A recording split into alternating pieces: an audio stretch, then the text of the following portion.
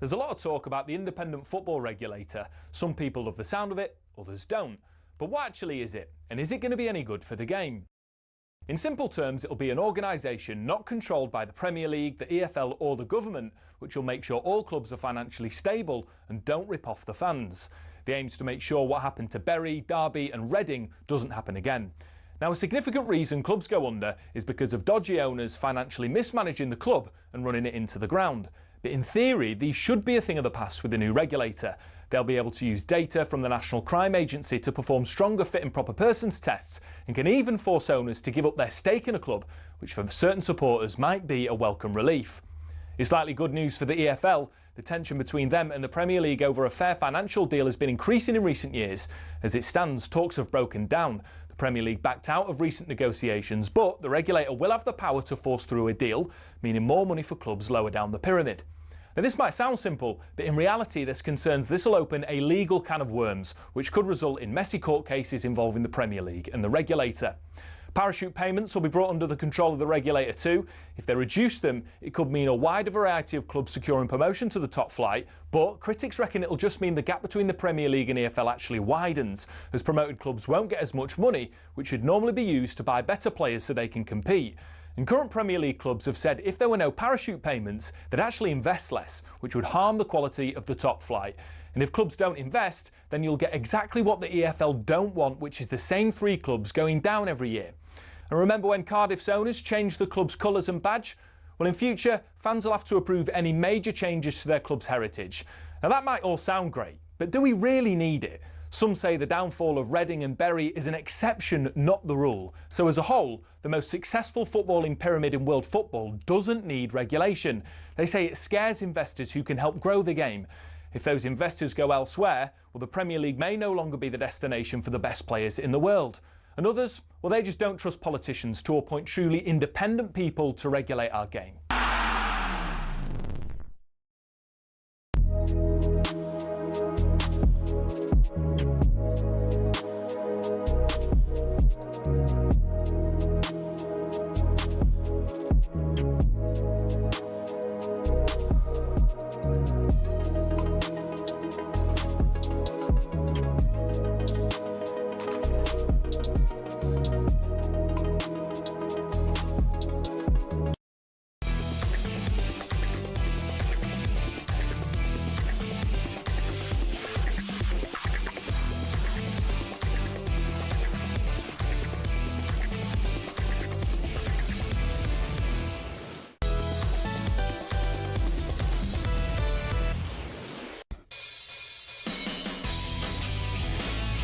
Welcome to Fight Night on talkSPORT with me, Andy Clark, and him, Spencer the Omen Oliver.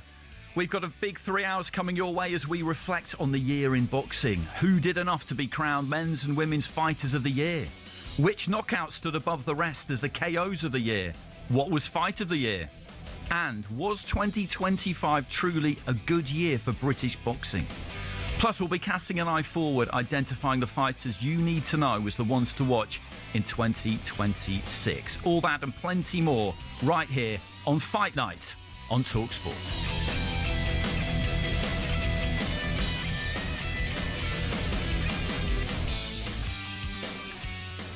Season's beatings, Spencer Oliver. I'd love to start like that one in this time of year. The fight before Christmas, violent night, all that kind of stuff. It's been not the normal festive period, really, has it? Because usually we've been used to having a massive fight just before Christmas.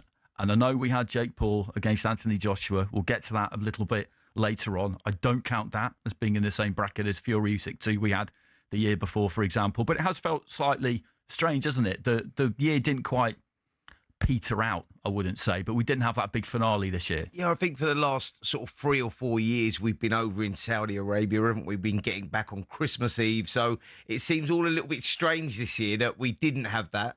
There was a little bit missing and spent more time at home, eating more chocolates, eating more mince pies. Never a good thing, mate. Gonna have to work hard in the gym in the new year for sure. But yeah, it's been a real mixed bag of a year, really, in 2025. I think, we've had some big fights, some strange fights, some upsets, There's a lot been going on for sure. Looking forward to 2026, I think we're going to have another different year. I think it's going to be a lot going on, possibly in America. I think we're going to, that market may open up a little bit more. That's sort of been missing for the last couple of years. So it's going to be interesting to see how it all turns out. It is, and mention of Usyk there. This time last year, it would have been very straightforward, I think, to pick the fighter of the year. It was him, wasn't it, basically, because he won those 2 fights against Tyson Fury, 2 fights of really, really good quality, 2 sensational watches. It's not him, I think it's fair to say, this year. The one outing he had was, again, very impressive against Daniel Dubois, but we'll launch straight into it, into our fighter of the year in men's boxing. And the person who stands out internationally, I think, well, there's one name, isn't there, really? Yeah, Terence Crawford. It has to be Terence Crawford. You know, what he achieved, jumping up 2 weight divisions to take on Canelo Alvarez, the undisputed middleweight champion. A lot of people felt he may have been too small to do that. You know, an excellent fighter, 3-division undisputed world champion now. You know, 4-division world champion. He'd go down as one of the greatest to ever do it. And the performance he put in, I think it was not the fact that he beat Canelo Alvarez, but the manner that he'd done it, with the ease that he'd done it. I think, you know, he really dominated the fight from the opening bell until the final bell, and he actually beat Canelo at his own game towards the end. He was standing there out-punching him, out-trading him, and for me, it was a standout performance. You have to take Fighter of the Year just for that performance alone. Yeah, I agree, and it was one of those performances where, because of the manner of the win, it was hard to forget what a big ask that was, because he started off in the lower weights. I mean, we all remember him coming over to the UK with a massive rep to fight Ricky Burns for the WBO lightweight title it was at the time, and we're wondering, is all the chat really justified? Because it's not always with Americans. They rate their fighters very, very highly. They tend to pretty much dismiss everybody else. It's just how they are. But then you saw him and you thought, wow, he's the real thing. And then he moves up through the weights. But to jump to super middleweight against somebody who was just a rock solid, hewn from granite Mexican warrior of a super middleweight. Okay, he's had a lot of fights and he's obviously nearer the end than he is the start. But you didn't look at Canelo and feel like he was really kind of shop worn. I didn't anyway. No, maybe he'd lost the gear, but it was enormously impressive to beat him the way he did at super middleweight for sure. You know, jumping up from welterweight. I think that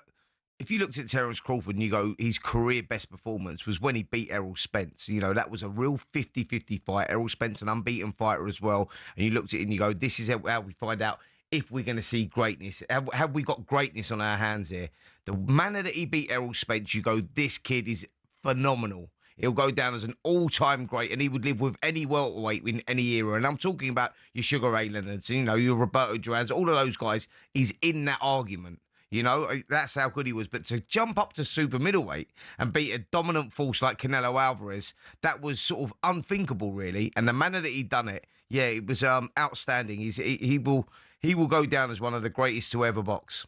100%. And he's retired. He's hung them up, and I think he probably will stay retired. To be honest, he's that kind of a guy. And you look at some of the star performers on the international scene as well. And there's, in a way, he boxed again today. He retained all his titles again. Had a good year. Bam Rodriguez, terrific fighter. Bivol with the win in February to become undisputed at light heavyweight. That was an amazing fight to watch. The quality of it was just sensational. But we can't give those guys too much time because we haven't got that long to talk about each of these categories today. And I know that there's somebody we both feel needs to be discussed because he has finished the year by becoming a heavyweight champion of the world. And it's an absolutely unbelievable, mind-blowing story that's been captured by Fabio Wardley since he started. I mean, we were both there when he boxed on a Dillian White undercard against Phil Williams quite early in the night, and he got put down, got up and went on to win. And you would not have imagined at that point that he would go on and do this because it's just, you couldn't make it up. His journey has been absolutely incredible. You know, we're talking about a kid here at 20 years of age says, yeah, you know what? I fancy having a little go at white collar boxing. Went into it, thought, I don't mind this. Knocked a couple of people out. Thought, you know what? I want to turn professional. See how well I do at professional. And he has been the underdog, like, I don't know how many times. You know, you go back to Nathan Gorman when he won the British title. And you looked at that fight and you go, he's an underdog here against Nathan Gorman. And he obliterated him in 3 rounds. And you looked at that and go, this kid might have something here. You know, he might he might win a European title. You know, if he does, he's done really well, you know, coming from the background that he's had with no real amateur experience at all. You know, it's quite an incredible achievement, but he's gone from strength to strength. And that win over Joseph Parker, well, that was insane. You know, he showed a little bit of everything. He gritted his teeth. He went through, you know, some tough times in that fight as well, but eventually just turned it around, put it on Parker, and stopping Joseph Parker, who was an overwhelming favourite going into that as well, was it was absolutely sensational. But that one at Portman Road as well just popped into my head. Justice Hooney. You know, you looked at that, Andy, and you go, he was having a bad night there. You know, he's got his dream here of boxing at Portman Road, you know, Ipswich Town, where he's always used to go and watch the team as a kid. He's now topping a bill there. He's got an absolute full house there to see him box Justice Hooney, go out there, put on a dominant display, and he was getting his ears boxed off from the opening bell. But tell you what, the character of the guy, not to lose heart, not to lose faith, stick in there, and turn it around and knock Hooney out in the 10th round when he probably lost most rounds up till then. You know, he may have won a round, may have won 2 rounds, but no more than that. Oh, he 100% needed a knockout. He massively needed a knockout. And he pulled out, which was possibly knockout of the year, actually. Yeah, well, one shot, one right hand. It was. What a night. It was amazing. We'll get to that. We'll talk to that in more detail later with that category, knockout of the year, because he needed it. He needed it. He would have been beginning to lose the faith a little bit, maybe, because he'd not been in that situation before where you're deep in a fight and you've got to keep the faith, keep throwing. You will catch him. This is what you do. But that's what's impressive about him, because he just has that kind of belief in his own ability and that refusal to lose. And that's what he's shown us a few times now, starting against, well, mainly against Fraser Clark in that first fight. I mean, that was an unbelievable ding-dong of a fight. It wasn't this year, so we shouldn't really discuss it too much. But the Parker fight was he was behind. Yeah. He was behind, and he needed a stoppage. And from somewhere, he dug deep and he found it. And that's the kind of thing where you talk about in sports, something you can't coach. Either you have it or you don't have it. Yeah. And he has it. That's exactly what I was going to touch on there. You know, speaking as an ex-fighter as well, you go, do you know how soul-destroying that is when you're losing round after round and you're on the end of a beating, like he was against Justice Hooney, where Hooney got into a rhythm and he was boxing his ears off and making him look very one-dimensional, very ponderous, and, you know, very amateurish in many ways. You know, you looked at it and you go, like, these two look like levels apart at the moment, and Hooney's showing that pedigree and it was coming through, and you're going, how is Fabio Wardley staying in there? How is he not losing heart here? How is he not losing his soul? And that ingredient that you put into a fighter that's very rare, you don't see that much. Cole Froch comes to mind because he was one of those guys that would just, you know, never give up hope. And I think that's what he's got, Fabio Wardley, that not many other fighters have got. And that's why he's in the position he's in today as WBO World Heavyweight Champion against all the odds. What an incredible story. What a lovely guy as well.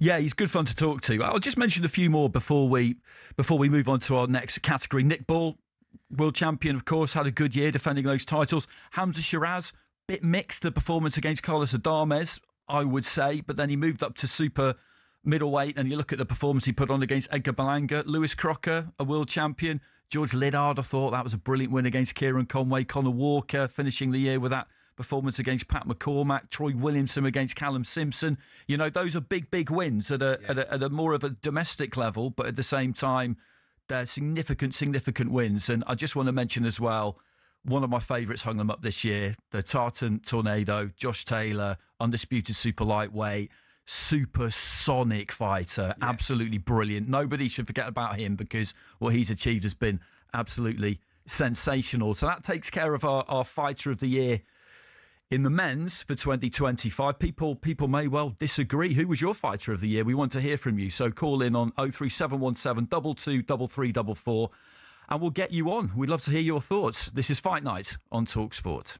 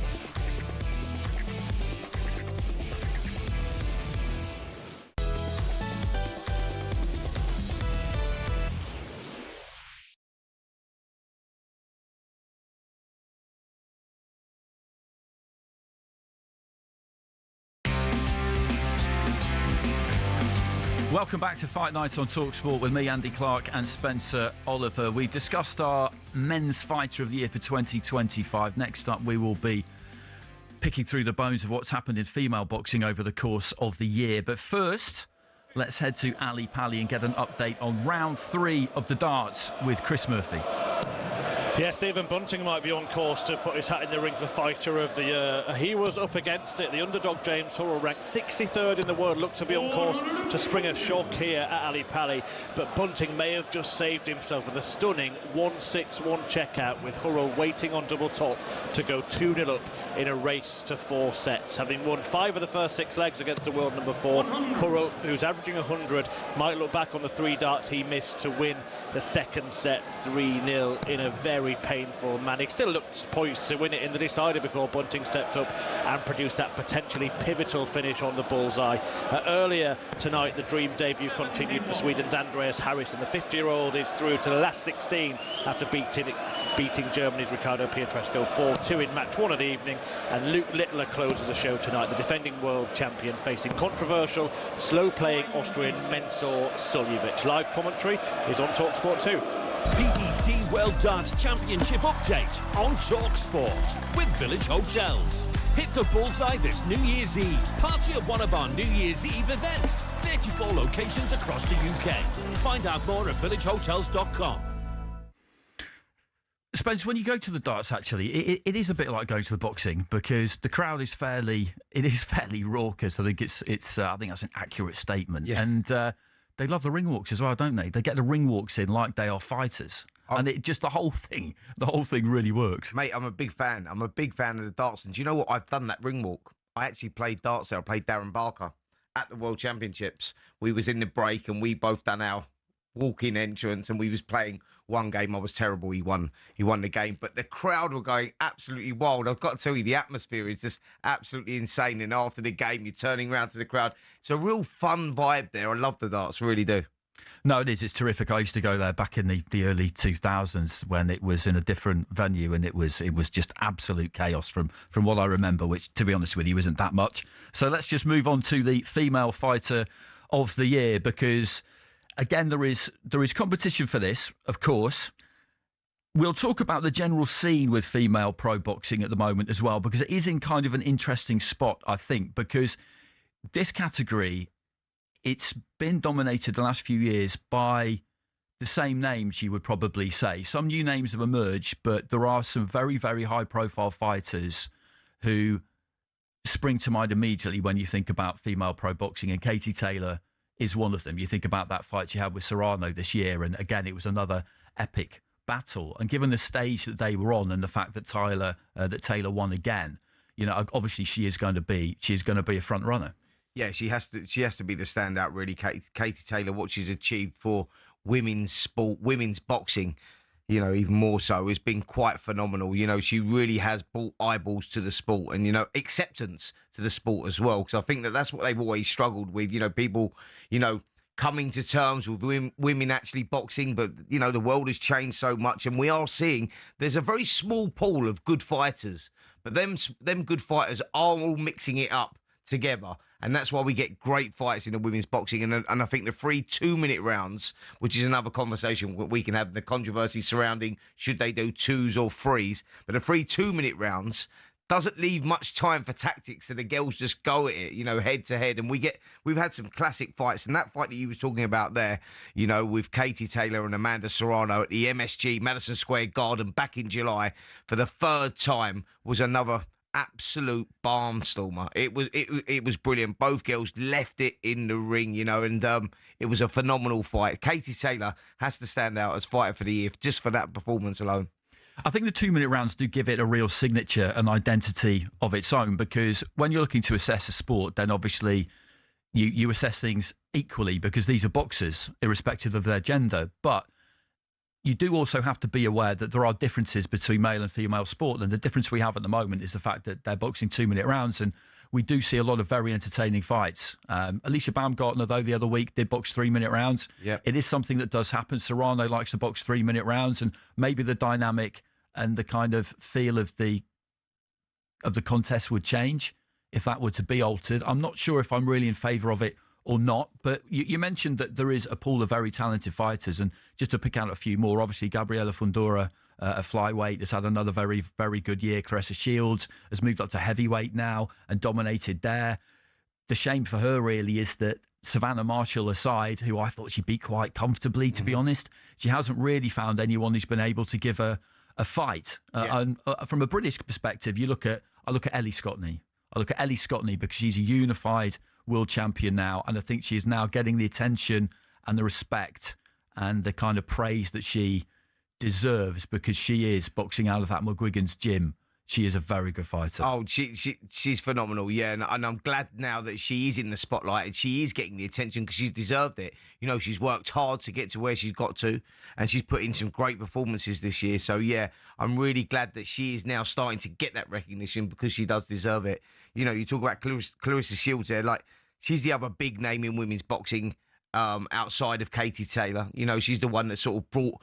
She's the other pioneer of women's boxing over stateside. And you think about what that girl's achieved, going from super welterweight up to middleweight, then to super middleweight, light heavyweight, now moving up to heavyweight, just to look for competition, because she is that good. And we remember her boxing at the O2 Arena there, and what a performance, you know, she put in it that night. And you looked at her and you say, yeah, she's brilliant. She's excellent for women's boxing, and has brought eyeballs to it as well.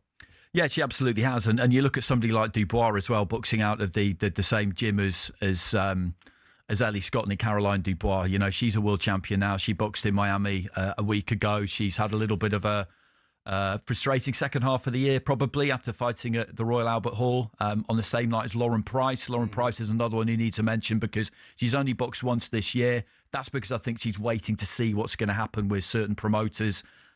I think basically she's waiting to see what Sky are going to do, Sky Sports, to be honest, and they haven't done any boxing the second half of this year.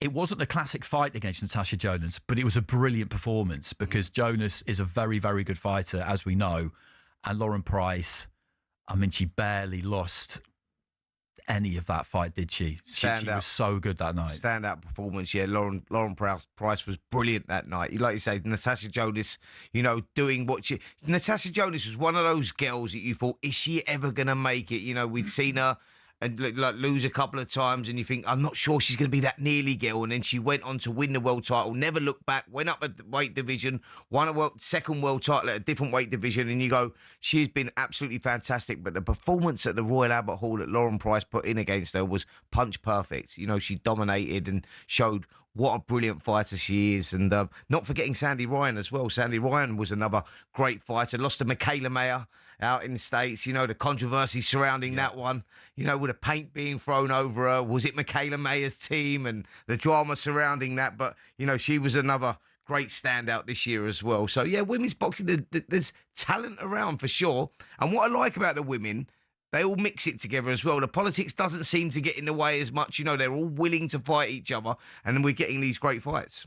And what's interesting about that as well, because Jake Paul and MVP have signed up almost all of the top women in the sport. And if they haven't signed them, then they're happy to fight on their cards, pretty much. I think Shields might be the only one who's kind of doing her own thing. But for all this talk of everybody being under one roof in men's boxing and the best fighting the best in some kind of a league, that is much more achievable in female pro boxing than it is in men's. And MVP have got almost everybody now. And they, as you say, there is a willingness there for everybody just to fight each other. There's no hang up about the O. There's none of that. But no, because I think what the women want to achieve, though, is that, you know, they want recognition. They want to bring eyeballs to their sport. You know, they want acceptance in many ways. And they're all willing to do that by boxing each other and, you know, putting it on the line. And, like, you know, we go back to that trilogy with Amanda Serrano and Katie Taylor. And you just looked at that and you go, after they went for it the first time, you think, will they do that again? Do they really want to go through that again? And they've done it a second time and a third time. And each fight was equally as good as the other. And, yeah, I love the women for what they stand for and, you know, wanting to bring more eyes to the sport and get the acceptance that they deserve. Because we've seen some great fights over the last couple of years in women's boxing, and it is growing. And I think you're right in what you say there. You know, this league that they're talking about, the possible league that could happen, that would be fantastic, because I think all the women would love to do that. And there's been some huge audiences as well, because a couple of those Taylor Serranos have been on Netflix, and they've done massive, massive numbers. And very interesting to see a broadcaster like that commit to a night like that, the one that we had earlier in the year. So I think there's a lot of possibilities for next year. You just have to make sure that the momentum is sustained, because some of those bigger names have been around since London 2012, Rio 2016, turned over after that, and they've done an awful lot for the sport, and you've always got to make sure that conveyor belt is in good working order and other people come through. Amanda Serrano and Katie Taylor were the first women's fight to top a bill at Madison Square Garden and fill it out, and the atmosphere was insane. Probably one of the best atmospheres they've had in the Garden, and one of the best fights as well. Amen to that. Okay, up next, we'll reflect on some of the biggest knockouts of 2025. One of my favourite subjects, the knockout. It's just this incredible thing we have in boxing that you don't have in other sports. This is Fight Night on talkSPORT.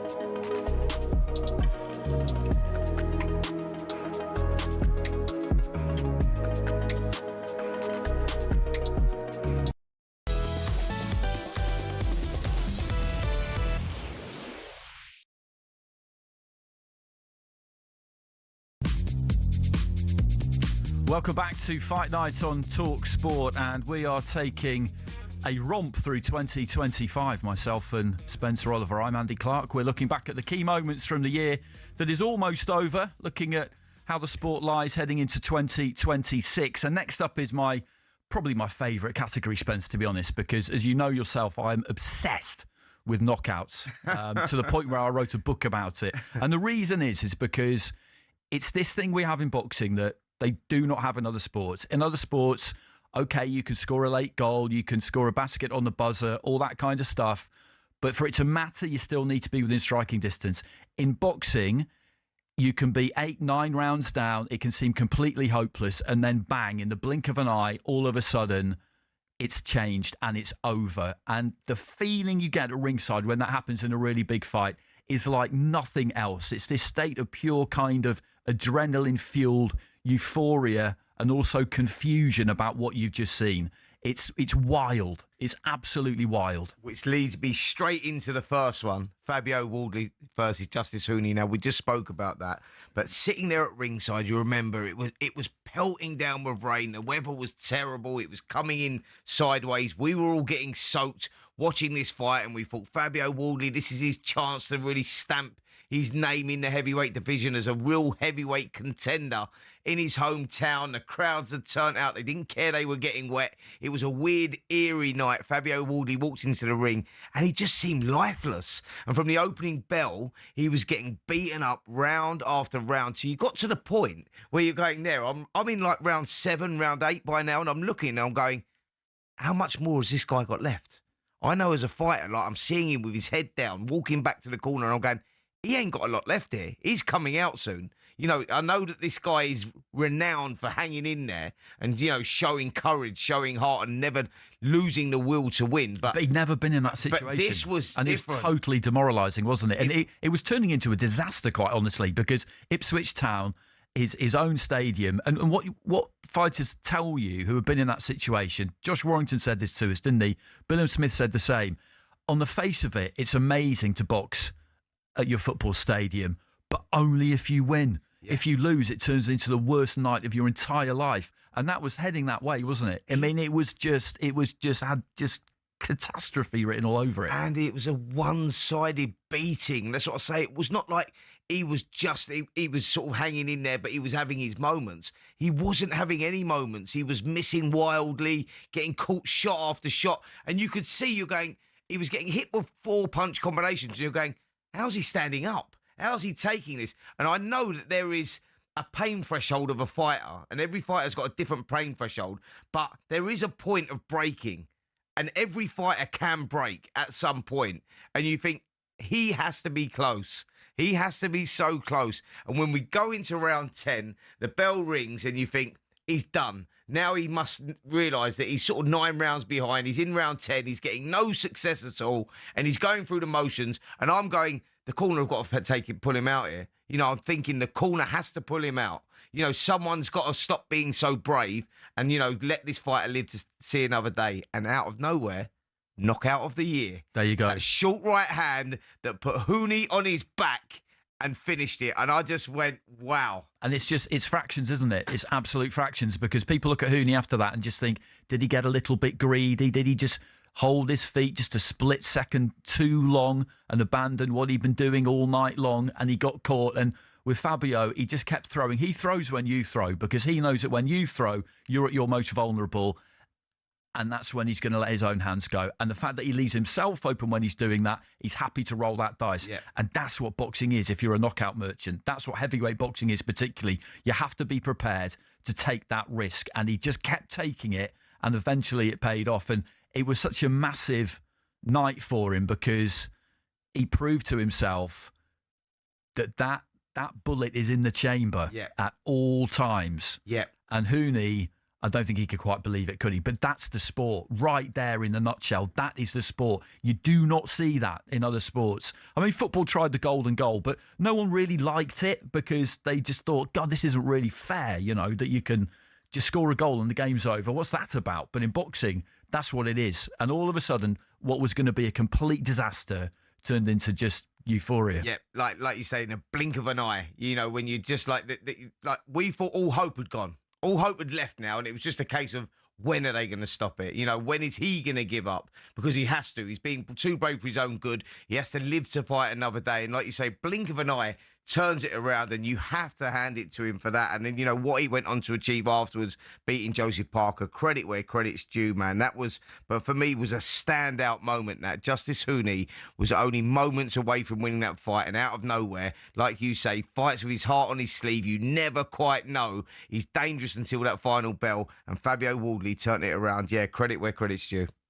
So you were just talking a minute ago about all fighters have that kind of breaking point, and it's not a physical thing, that is it? It's a spirit thing, it's a mental thing, it's a will, isn't it? Because you're looking to break each other's will in there, and Hooney was he was in that place where Fabio Wardley might have been about to do something that was completely unthinkable and not quit. I'm not saying he was about to do that, but maybe just start giving off those little distress signals where it makes your trainer feel like maybe you don't want to be there, but he didn't. He didn't go down that road. You know, people talk about it a lot. It's a very psychological thing. It's the ultimate gladiatorial sport. You know, they're gladiators, and they don't want to quit. They won't quit. Even if they want someone to pull them out, they're the last ones to say it. And like you say, the physicalities leave a fighter and it becomes a mental battle. You're in there, you're talking to yourself, you're pushing on. Like, you're getting tired, you think, he's got to be getting tired. He hits you with 2, you think, I'll hit him with 3, because if I'm breaking, he's got to be breaking. Because I've left no stone unturned. I've been up every morning running. I've been in the gym sparring, actually done extra sparring. I've done this. I've been climbing mountains. This guy can't have done what I've done, so someone has to break, and it's not going to be me. And that's the sort of stuff that's going on in your head whilst you're fighting. Can you only imagine what was going through Fabio Wardley's head, you know, after 7, 8, 9? Where's he finding the strength in there? Because I'm looking at that as a fighter and explaining what I was going through in certain fights or whatnot. And you're looking at it going, but there is no hope for you. You've had no hope. You're getting battered. So what are you saying to yourself in there? I mean, that is powerful, man. Yeah. Boxing is 20% physical, 80% mental, and I think that is a product of mental strength, Fabio Wardley.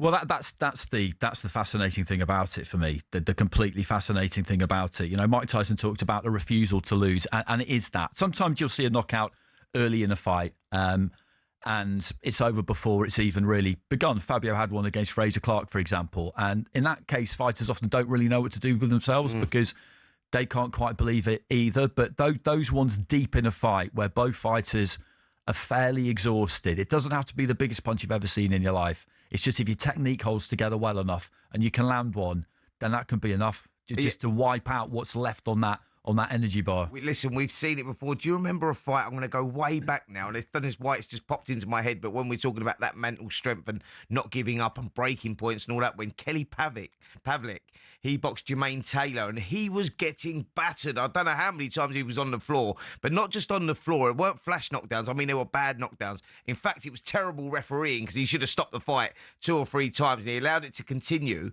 And Pavlik then turned it around and knocked Jermaine Taylor out. But you just looked at that, and I'm looking at it going, I know what you're going through in there, as in mentally, psychologically. And like, when you're getting battered like that, you go like, there is a breaking point, and you should have broke. That's like inhumane to go through what you've gone through and turn it around. And that fight just comes to mind there. But that's sort of like Fabio Wardley is blessed with that talent.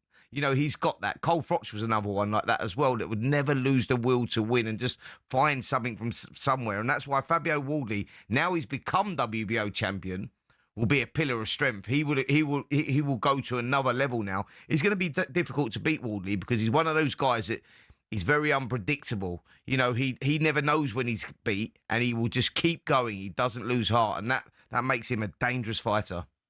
It does. It wasn't the only good knockout of the year. It wasn't the only good stoppage of the year, but it was the one that when we discussed this, we both picked it out just because of the context, really, and what he needed to find and the time he needed to find it at. It wouldn't have been curtains for him if he'd lost that fight for his career, but you never quite know how somebody's going to react when they lose for the first time, and when something that has always worked all of a sudden doesn't work. You know, just to touch on a couple of others before we move on to the next category, the coldest one-punch knockout of the year was Brian Norman Jr. against Jin Sasaki. That was just, it was brutal. 5th round knockout, and if you guys haven't seen that, go and have a look at it. Brian Norman Jr. versus Jin Sasaki.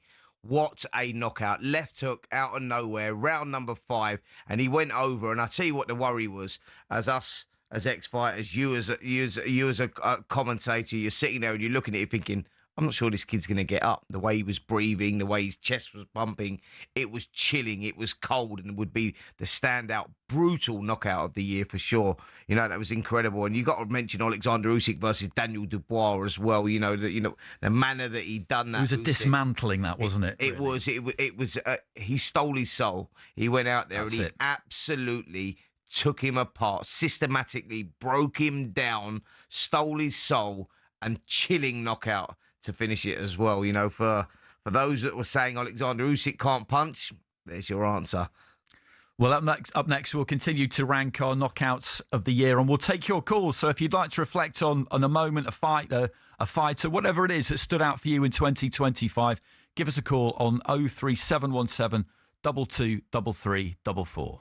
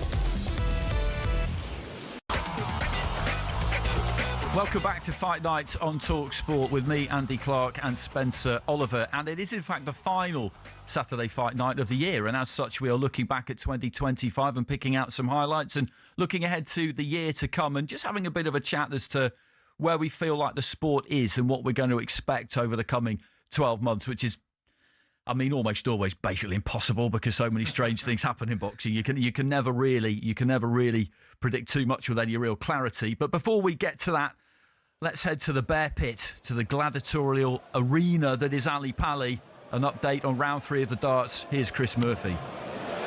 Yeah, and Stephen Bunting has needed some huge shots just to stay in his last 16 tie with James Hurrell. After losing the first set to the world number 63, Bunting took out 161 and 121 to win deciding legs in consecutive sets. Hurrell has hit back despite suffering those big blows and is currently tied at 2 sets apiece against the number 4 seed, who may yet become the highest ranked player to get knocked out of the tournament so far, but he has just taken the first leg of set 5 in this dramatic encounter.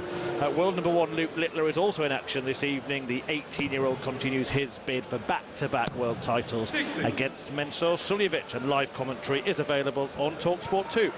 PDC World Darts Championship update on talkSPORT with Village Hotels. Hit the bullseye this New Year's Eve. Party at one of our New Year's Eve events. 34 locations across the UK. Find out more at villagehotels.com. Thanks very much, Chris. Spencer, we'll now have a look at knockouts we've seen this year in female pro boxing. And this does, though, bring us back to something we talked about previously, which is that with the 2-minute rounds rather than 3, you quite simply don't see as many knockouts. There are plenty of fighters who can punch. You go up at ringside and you watch them, and that is very, very clear. But often finishes will come deeper in fights sometimes, often in that 3rd minute of a round, deeper in a fight when that fatigue and exhaustion has set in. So there aren't as many to choose from. But I think the best one we saw came just a couple of weeks ago in Monte Carlo, where Elif Turan, a Turkish fighter, good Turkish fighter, caused a big upset and won the IBF lightweight title against Beatrice Ferreira, a highly decorated amateur fighter. And it was one of those ones where she got her going, she knocked her down, she got her in trouble, and then just never let her off the hook. So it's not a single punch knockout like the one we had for Fabio Wardley.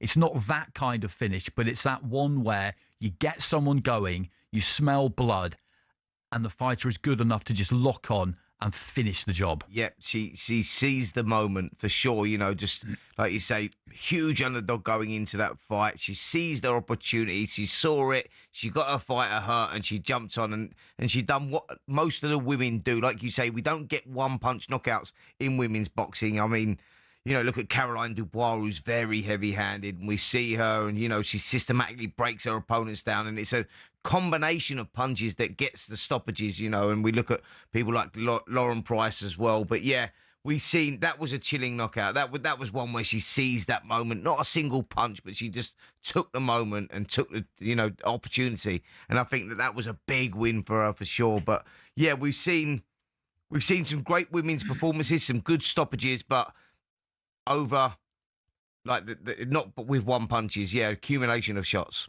I mean, with the 3 minutes as opposed to the 2 minutes, I mean, I think one thing that's worth pointing out is that the WBC won't allow 3-minute rounds. They've done their own medical research and they won't allow it, and they're very happy with that decision.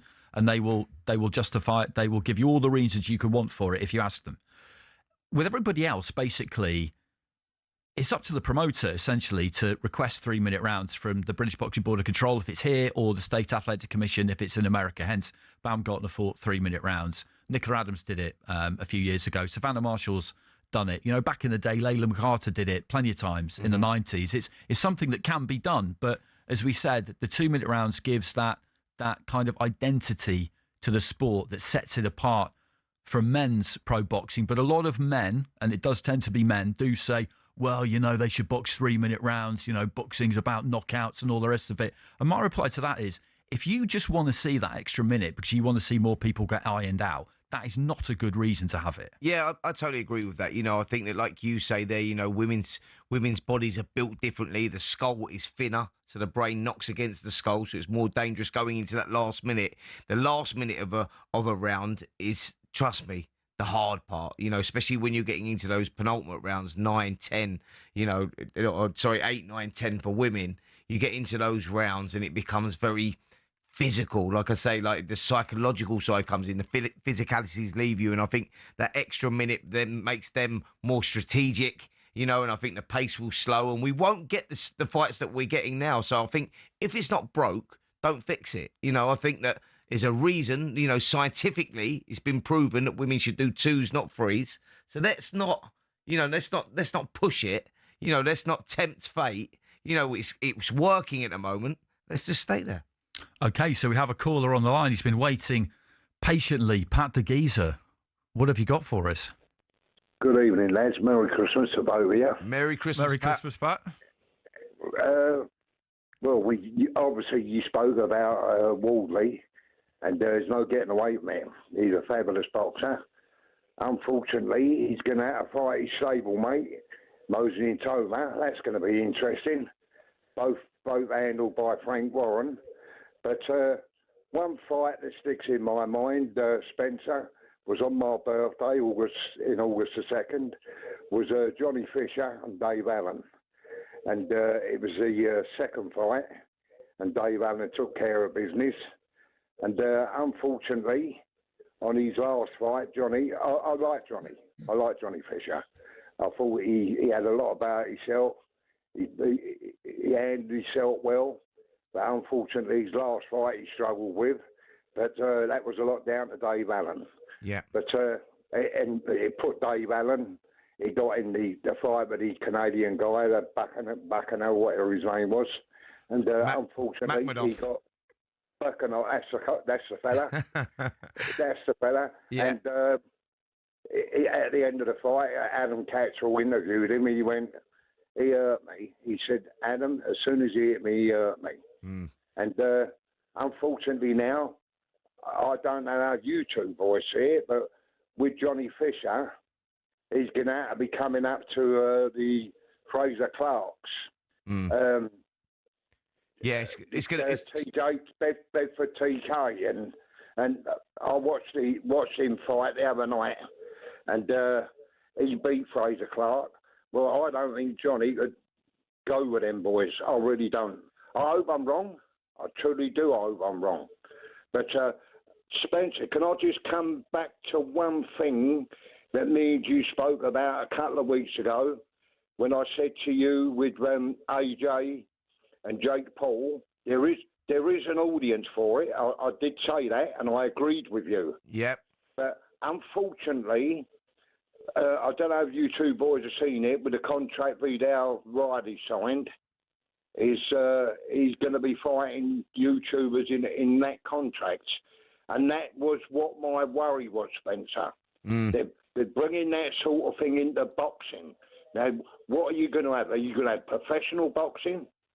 Or are we going to have a mixed boxing? Yeah, well, this is where I was at with that, Pat, right? So, and I get what you're saying here, mate, because I think there is a space for it. There is a home for it, this YouTube boxing, and I get that. My worry was, and my concern was, and I think I was proven right with this fight that happened against Jake Paul versus AJ, was my worry is, yeah, you're doing the crossovers and you're getting eyeballs to the sport. They had 30-odd million people watching the fight, phenomenal numbers, and I get all that. Jake Paul's got his own space and whatnot, but I go, at what cost, Pat? Because we've got to be very careful here. YouTube boxing and celebrity boxing is something totally different to real boxing. And Jake Paul, he was carried for 6 rounds there. It was a fight that AJ just didn't really get going. He was walking forward. It was like he was sort of going through the motions. He landed one shot in the fight and he broke Jake Paul's jaw in 2 places.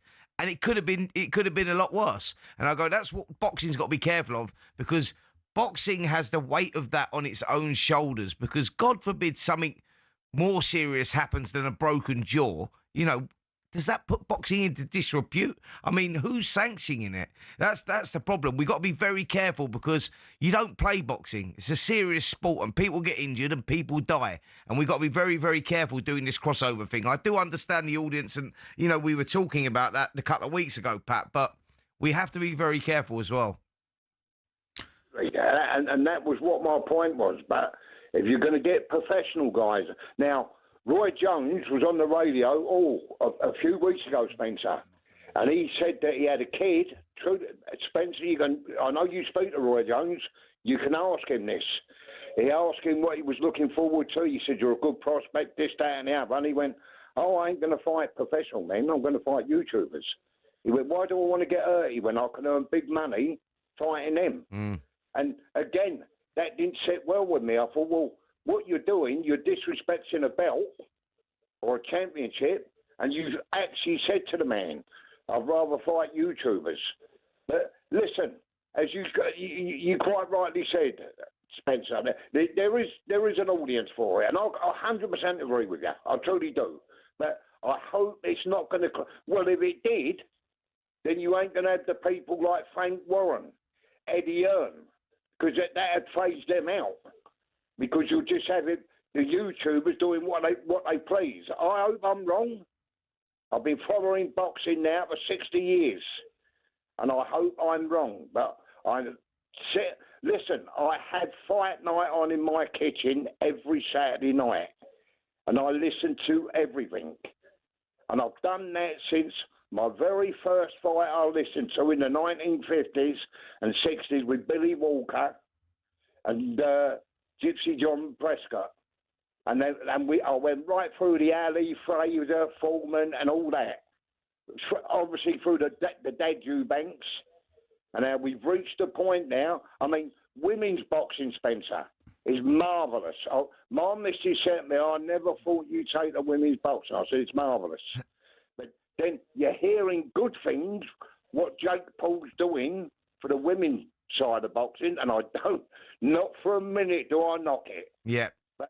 He's doing fantastic for women's boxing. MVP Promotions doing fantastic. And then women are now getting well paid and they're getting what they deserve because they do put on fantastic fights. You know, when women's boxing first come to the sport, I wasn't sure how I was going to adapt to it, how I was going to take it. But I actually love it now because of what these girls go through and the quality of the fights now. It's improved so much, Pat.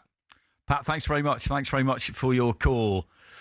Keep them coming, everybody. If you've got something to contribute, we are looking back on 2025, looking ahead to 2026 on Fight Night on talkSPORT.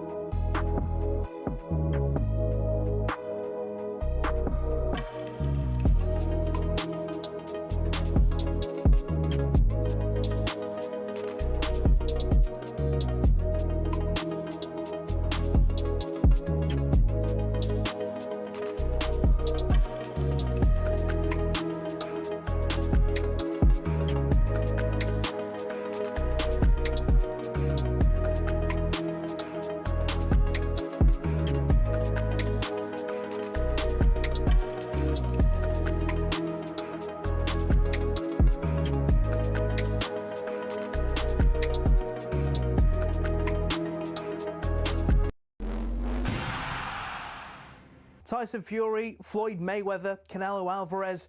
Just hearing these names makes you think money and the hundreds of millions of dollars, pounds or Saudi riyals in boxing.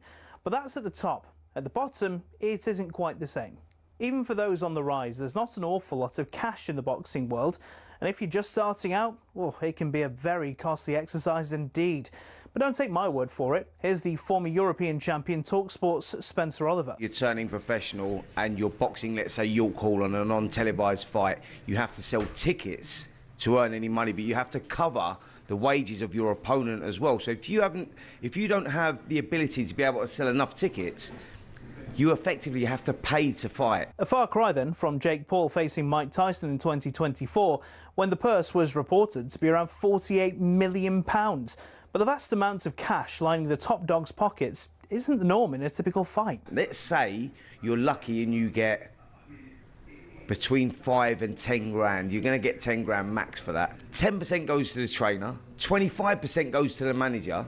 Then we've got the tax man to pay as well. So we're cutting that money in at least half. So now you've got 5 grand for a 10-week camp. So you're talking about a guy here earning, he might be clearing 500 quid a week. How do you support a family on that? So boxers chase the dream. And, you know, there's probably 2% of them that actually make it. So say you do make it and you start to rise up the ranks. Strikers Boxing, a training academy, says the mid-tier fighters can earn more, somewhere between £10,000 and £50,000 a fight, depending on record, profile, opponent and popularity of weight class. It's only at the top level does the real cash start flowing in, with the top-tier professionals, i.e. those going for titles, earning 6 figures a fight. Something else you'll have heard of is the terms prize fighter or journeyman. A prize fighter is, as it sounds, someone who picks up fights where they can and gets a nice big check if they win. Journeymen are the fighters who take on up-and-comers, effectively used for experience in the ring. Even if they're going up against the real prospects, a young Anthony Joshua, for example, these guys will be lucky to earn more than 10 grand. So the average boxer isn't as rich as you'd think.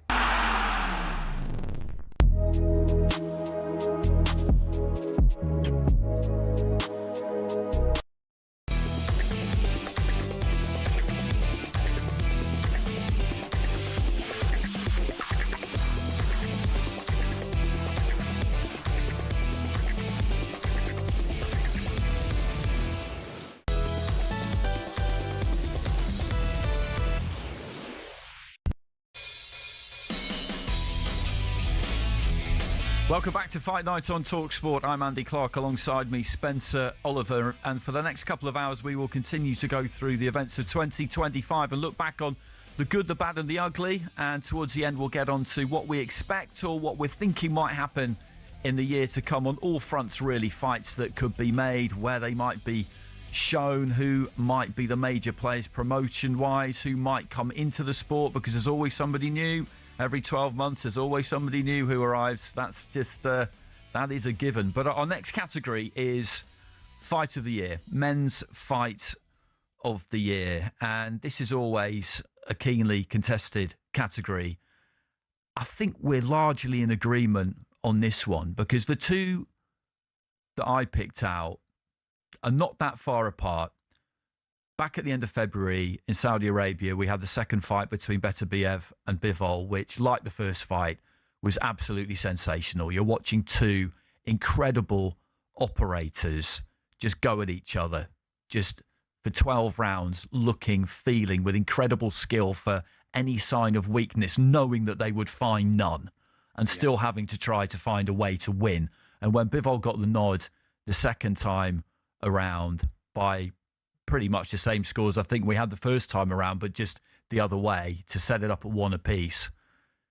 It was an absolute pleasure to be there for those two fights. I mean, you're watching it and you're thinking to yourself, wow, this is good. This is what it's about. This has got everything. Yeah, that's exactly it. This has got everything. The boxing IQ that the both guys were showing were incredible. You know, Beterbiev is known as the monster. He comes forward, he throws bundles of punches, but there's a thought process behind it as well. He's phenomenally strong. And after he won that first fight, and I thought that he won the first fight, I know there was some people that thought that Bivol won that first fight, but I thought he won it quite comfortably the first fight, Beterbiev. And I thought, I can't see Bivol having the strength to be able to turn this around, to be able to keep this monster off. And I thought this is going to go the same way.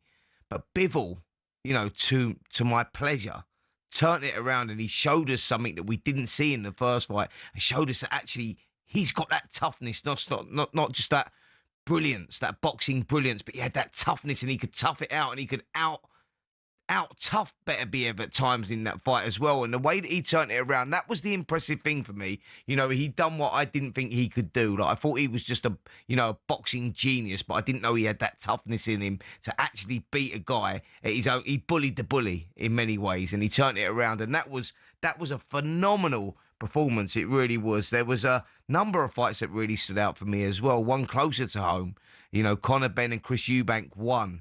I think, we went into that fight not really expecting too much. We didn't know what Eubank had left, and we didn't know if Conor could step up to that weight, and whether Eubank being drained at the weight and missing it, what sort of fight it was, how was it going to turn out? We got into round 9, and I looked at Chris Eubank and went, he's spent, he's done, he's got nothing left. He went back to that corner. I thought, Conor's got him.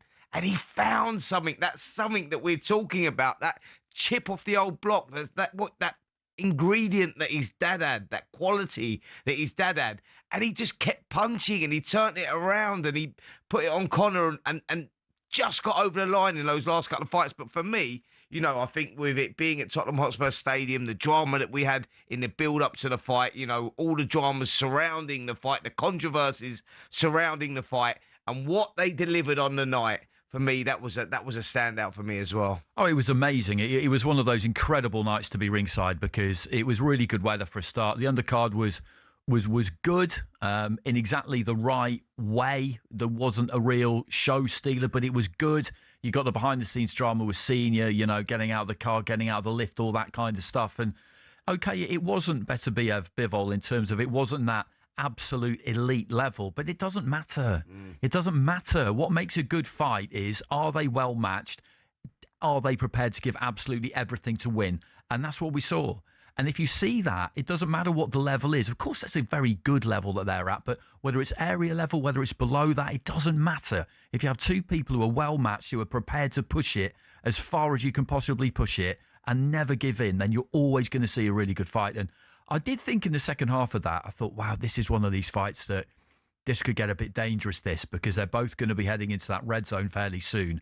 It doesn't look like either one's quite got enough to knock the other one out, although I think Conor hurt Chris a bit more than the other way around, but they were both completely exhausted. And when you've got two people who are prepared to push it to the nth degree and beyond, you know that you're watching something special, aren't you? Yeah, and you're going, like I said to you, I'm just thinking like the fighter's mentality again. You go, where is the breaking point? There is a breaking point, and who's got it? But we had two egos in the ring there, family pride, history that goes way back to their fathers, 30-odd years. And both those guys were willing to go all the way in that ring. There was no quitting either one of them. And that leads me on to this next fight as well, which was a similar sort of fight in many ways. And that was Callum Smith. We go, what has this kid got left against Joshua Buatsi, the guy that we think he's actually going to start the favourite here because he's fresher. He should be kicking on. Callum Smith, maybe we've seen the best days behind him. Beterbiev, sort of took him apart a little bit, and you just go, we didn't know what he had left, Callum Smith. But he proved on that night what he had left in beating Joshua Buatsi. Andy, what a fight that was. Yeah, it was. It was tremendous. And for some reason, people hadn't really talked about Callum Smith that much in that light heavyweight mix. Basically, I think because of what happened against Beterbiev. Yeah. Preparations weren't ideal for that fight, but he got a proper hiding over in Canada. I commentated on that fight, and it was pretty painful to watch, to be honest. Somebody who is really good get taken apart like that. It was... You talk about the brutality of boxing, and that's what it is basically when you see that happen to somebody. But that was an absolutely sensational fight, as was Joseph Parker against Fabio Wardley. And again, that just took us into that space where what are you prepared to do, basically? Yeah. And the answer is anything. Yeah. I will do anything to get out of this ring not having lost. Literally anything. And Wardley did it. He did it, didn't he? Because he was behind. We talked about it briefly earlier. He was behind and he needed something big and he got it. And just watching him kind of slump to the canvas and then get, piled on by his corner. And the first one in was his man, Robert Hodgins, who's been with him all the way. And you just see what it means. And it's that juxtaposition again that you get with a stoppage where, you've got Andy Lee kind of getting a hold of Joseph Parker and explaining to him that it's over, because in that moment he doesn't really know what's happened. And you've got Fabio Wardley sinking to the canvas and everybody just exploding with joy. And they're right next door to each other. Yeah. These two different rooms, just with ragingly different emotions in the midst. Again, crazy. it was a wild old night. That's what I'm saying. It's the only sport in the world, isn't it? And we have to give a mention to Sam Noakes and Abdullah Mason as well. November, out in Saudi Arabia, you go, two unbeaten fighters, young fighters. Who's going to get the nod there? Abdullah Mason, you looked at him and you go, is this the next sort of Floyd Mayweather type kid coming through? Only very young, 20 years of age. Lot of hype around him. You know, he's got all the moves. He can whack a little bit as well. You know, he's been on the floor. He's picked himself back up. And, you know, is this the star of American boxing, or Sam Noakes going in there, the big punching Sam Noakes? And you go, this kid has a bit of that ingredient as well, that never gives up. He's tough. He can come through some moments. It was a great fight on paper, and both boys delivered. You know, both boys had their moments in that one, but Abdullah Mason come out victorious for the vacant WBO lightweight title. But what a fight that was, Andy. It was great, and there was quite a lot of pressure on him, I thought, going into that fight, because we'll talk about this a bit later, but you know, US boxing kind of needs something. You know, Wilder's coming towards the end, although it looks like he might fight Usyk. Keyshawn Davis was being held up as a new star, and he kind of fell off, didn't he? The same thing had happened to Jared Anderson. Terence Crawford now looks like he's going to be retired. Devin Haney's had the kind of odd missteps. So's Ryan Garcia. With all those kinds of things, Shakur Stevenson, Teofimo Lopez are fighting at the end of January. Hopefully that's a good start to the year for the US. But heading into that card, I looked at Mason and I thought, you need this. Top Rank really need this. Yeah. US boxing really needs this. There was quite a lot of pressure on him. Yeah, and he dealt with it, you know, and that's what great fighters do. You know, he's a young kid with, like you say, a hell of a lot of pressure on his shoulders, getting an opportunity for that world title against an unbeaten fighter like Sam Noakes, who, you know, this kid wanted it bad as well. You talk about fighters willing to go to, you know, the depths, that dark place. Well, Sam Noakes was that guy, because he was taking a lot of punishment, but he just kept grinding it out, and you're thinking, is he going to break? Will he break? And he was asking questions as well with Abdullah Mason, and you go, yeah, I respect what I see there. Two young fighters. Sam Noakes, by the way, will come again, and I think he's good enough to win a world title, but he was in against an exceptional young fighter in Abdullah Mason, and like you say, America needed it, and needed it bad. Fan-friendly fighter too, and I think that's really, really important, because we've seen maybe a little bit too much safety first from some of these rising American stars in recent times. Some of them, it seems to me, they want to do the money Mayweather without doing the pretty boy Floyd first. Yeah, because that's the kind of analogy I always use. People look at Mayweather at the end of his career and how he did things, fantastic, but he did pretty boy Floyd first, when he was ironing people out and in amazing fights and brilliant to watch. And that's how he managed to do the second part. Anyway, that's a really long discussion for another day. That's a brilliant analogy, though. Brilliant analogy. People forget Floyd Mayweather. You know, you remember him in the latter part of his career, and, you know, making all the big fights for the big money. But you go back to his super featherweight days and him coming through, you know, the fighters that he beat, like Diego Corrales and all those type of guys. Justin Duco, people won't remember that guy, but the way Gatti. Yeah, that's right. Yeah, Turo Gatti. You look at that and the performances that guy put in, and he was ruthless in his early days, you know. Like, he just adapted, and that's why he stayed unbeaten, and that's why he'll go down as one of the greatest, because as fighters get older and one of their qualities leaves them, you have to be able to adapt and make another quality your main asset. And he done that very well, where he was very light on his feet and combination punching and shoulder rolls and all that. He changed as his style changed as he got older, and he adapted. He did. He changed, showed his brilliance. He changed, he evolved, and you know, matured like a fine wine. It's much like your broadcasting career, isn't it? Absolutely. Well, I'd like to think so, mate. Yeah, I'd like to think so. Absolutely. I know. Yeah, like, you know, controlling that space and you know, knowing just how to slip out of the way of a shot, or rolling his shoulder, or when to talk or when not to talk. Now, there you go. Exactly. Perfectly done. Perfectly done. Okay, the discussion will continue deeper into the evening. This is Fight Night on talkSPORT.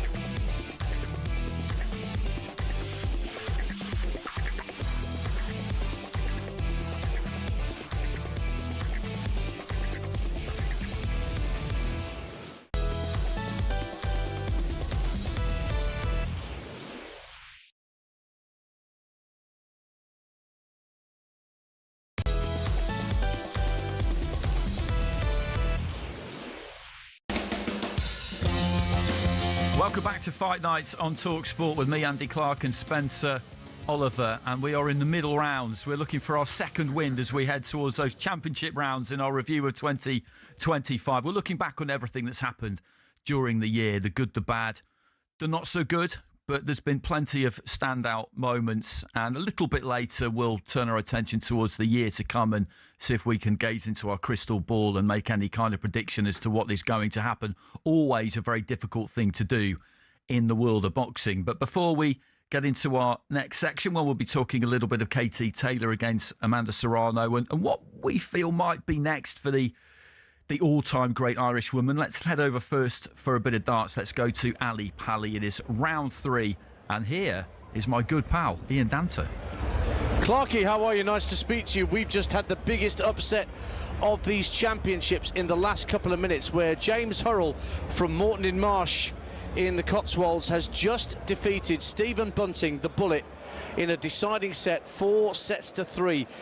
The Bullet had actually done well to stay with Hurrell and take it to a deciding set. There were a couple of occasions where Bunting needed to find ton-plus finishes in order to save himself in the match, but when it came to the crunch, Hurrell got the job done, taking out a 100-out shot to win the match, 4-3. So Hurrell, on what is only his second appearance of these championship, will go through to face either Martin Schindler or Ryan Searle, who play tomorrow. But there's still more darts to come over on talkSPORT 2 and the Darts YouTube page and the app, because it's the little matter of the world champion and world number 1 Luke Littler up next against the Austrian Mensa Suljovic. Join us for Darts on the Radio if you want full coverage of that from the Alexandra Palace. PDC World Darts Championship update on talkSPORT with Village Hotels. Hit the bullseye this New Year's Eve. Party at one of our New Year's Eve events. 34 locations across the UK. Find out more at villagehotels.com. Thanks, Nance. And Spencer, let's have a little bit of a chat about Katie Taylor, actually, because we talked about that fight against Amanda Serrano, the third of the trilogy. They were all absolutely epic fights. And Serrano, I think, is terrific. She's so good for the sport because she's fantastic to watch, but also she didn't come through that Olympic route, which most of the big names of recent years have. And she's just a great example to people that it doesn't have to be that way. And that I always think is really, really important. And she's naturally a featherweight, and she's always stepped up in weight to fight Taylor. So all the kudos in the world to her. But with regard to Taylor, what do you feel like is next for her? Because she's taking a bit of a time out. I've always worried with Katie Taylor that she might be one of these fighters who found it really difficult to hang them up, because you all do, and that she might go on a bit too long. It might be very difficult for the people around her to persuade her that enough is enough, because she's had a very long career, an awful lot of pressure for such a long time, physical, mental, whichever kind of pressure you want to talk about, she's been subjected to it. And I just feel like now would be such a good time to call it a day. Andy, I'm with you, and I think after that fight, third fight with Amanda Serrano, Madison Square Garden, the fight I was talking about, and you just look at that, and they both left it in there again, and you could see, Katie Taylor really digging deep at times to stick in there and showing that will to win, and you just looked at that and go, right, Katie, this is a perfect time. You've won the trilogy now over Amanda Serrano, another great in the sport, another pioneer of the sport in Amanda Serrano. You've won all 3 fights. That second fight at the AT&T Stadium, I was live at that one on the undercard of Mike Tyson versus Jake Paul, and you see them girls and the horrible cut that Amanda Serrano sustained. It's one of the worst cuts actually I've ever seen in a boxing ring. Amanda Serrano's eye was literally hanging out. The referee, I don't know how he allowed it to continue, but he did. But both girls just went for it, and they were 3 brutal fights. And you look at Katie and you go, what you've achieved now, what you've done is you've done everything. You've cemented your legacy. You're going to go down as the greatest to ever do it. And there is a time to hang them up, and that time would be now. If she's going to have one more fight, I'd like it to see be a homecoming, in front of her home fans in a stadium. And Croke Park's always been a dream. Croke Park's but there are problems with it. There always have been. But if that's what I'm saying, if you could have the fairy tale ending, I would say there against a lesser opponent, just to say goodbye, farewell. This is what I've achieved in the sport. But I think now is a perfect time. I know she's taking time out at the moment. I think we will see her in the ring again, because I think some fighters do struggle to give it up, and she will miss the buzz. Boxing is her life. She's done it as a young child. She's had an incredible journey, amateur and professional. But there is a time to say enough's enough. And I think that I'd like to see her go out now. I would. I saw a great thing over the summer. I was watching a programme about the British Lions, probably a couple of months ago, actually, so more autumn rather than summer. And Andy Farrell, who was coaching the Lions, obviously coached them to a win as well, which is not unheard of, but quite rare. He had all the players sat down and he said, OK, there's somebody special who I want you to hear from now. And he got up the video link, and it was Katie Taylor. And the message she left them was, OK, it's a great honour to play for the Lions. As elite level athletes, we always prepare to win by skill, but you must be ready, if you have to win by will. And you've got this kind of like 10 stone-ish female, softly spoken, looks like, she wouldn't say boo to a goose, saying this to all of these big, huge 20 stone plus battle-hardened rugby players, and they were hanging on her every word because game recognises game. And they look at her and they just think there is not an athlete on this planet who wants it more than you and who's prepared to give more than you. And that's what's made her what she is. That sums Katie Taylor up. I think the only sole defeat on her record was Chantel Cameron. She reversed that loss. That she showed that grittiness that she's got. Like you say, she's a beautiful boxer. Her boxing IQ is incredible, but she loves a fight. She just gets drawn into a fight, and that's where she is, and she can really tough it out, and that's what stands her out from the rest. This girl has a little bit of everything, and I think that's why she's become such a household name, because people love to see this girl box, because she's always in fights, but that she's willing to go somewhere that not many people would go to, and you have to respect that. Yeah, you do. You absolutely do. And I think it's great that she is how she is, because you want a blend of personalities. You look at her and Caressa Shields, for example. They're very, very different. And that's really, really good, because it means that young people can look at them and just find something in one of those two where they just think, OK, yeah, I'm a bit like that. I identify with that. You know, I recognise myself in you a bit. I'm not saying I can do what you can do, but it just gives them something to hold on to. And it's always really like that about Taylor. Okay, next up, we will be getting into the thorny issue, or is it thorny, as to whether 2025 was a good year or not for British boxing. This is Fight Night on talkSPORT.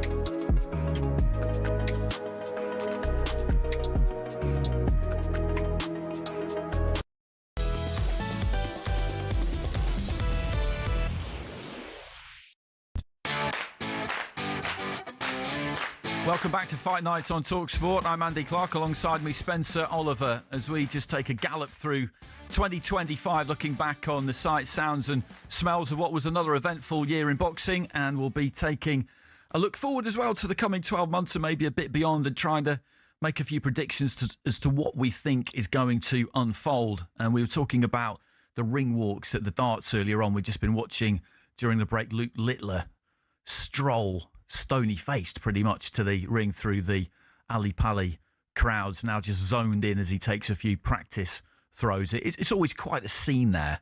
I think it's the law, isn't it, that you have to go in fancy dress, isn't it? By the look of it, I think. I've got to tell you, mate, I've been a lot, but I've never been in fancy dress. But I wouldn't mind doing it, to be fair. Yeah, I went dressed as an elf one year. I did, 2013. It was so strange because I'd get away with that very well. It was so strange because I gave up, as you know, I gave up drinking in 2010, having reached a point where I realised that my lifestyle as it was unsustainable, frankly. Hold on. So you went in 2013, did you say? Yeah, and stone you gave cold up sober. drinking. Yeah, exactly. exactly. I was trying to piece that together then because I thought you were going to tell me you got the dates wrong. No, that's what made it an extremely odd experience. We were standing outside a pub in Moorgate, and one of the lads I was going with just turned up with a sack full of elf costumes, and without anybody saying a word, he just handed them around, and we all just got changed into them. Brilliant. And nobody batted an eyelid. And then you get there, and you're just surrounded by. It's just there's nothing quite like it. If you're thinking of going and you haven't been, you must go because it's an absolutely insane event. Anyway, we're not here to talk about that. We will be getting on to what kind of a year 2025 was for British boxing, but we will go to a call now actually because Owen has been hanging on for us. He may have some very good ideas about whether 2025 was a good year or not. Owen, what have you got for us? How you doing, gents? Seasons, merriment and greetings. Thanks very much. So for me, I would like us all, as we're heading to the end of 2025, to all make a promise that heading into 2026, as our New Year's resolution, we're all going to stop harking on yesteryear in boxing and stop going and talking negatively on people that utilize social media and all forms of technology in order to bolster their reputation and bolster their profile in the sport. I think we are probably the only sport that exists that wants to live in the past so heavily and doesn't take on anything from the future. And it is borderline annoying seeing boxers who financially end up struggling because the broader masses, and unfortunately, gents, it seems to be guys that were born before the 70s or in the 70s and prior who want to have these notions of how boxing should be done.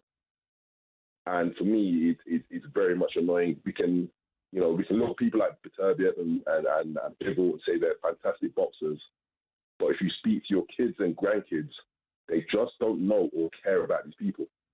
And we need to start opening up our minds to the world that we live in 2025 and 6 in the future.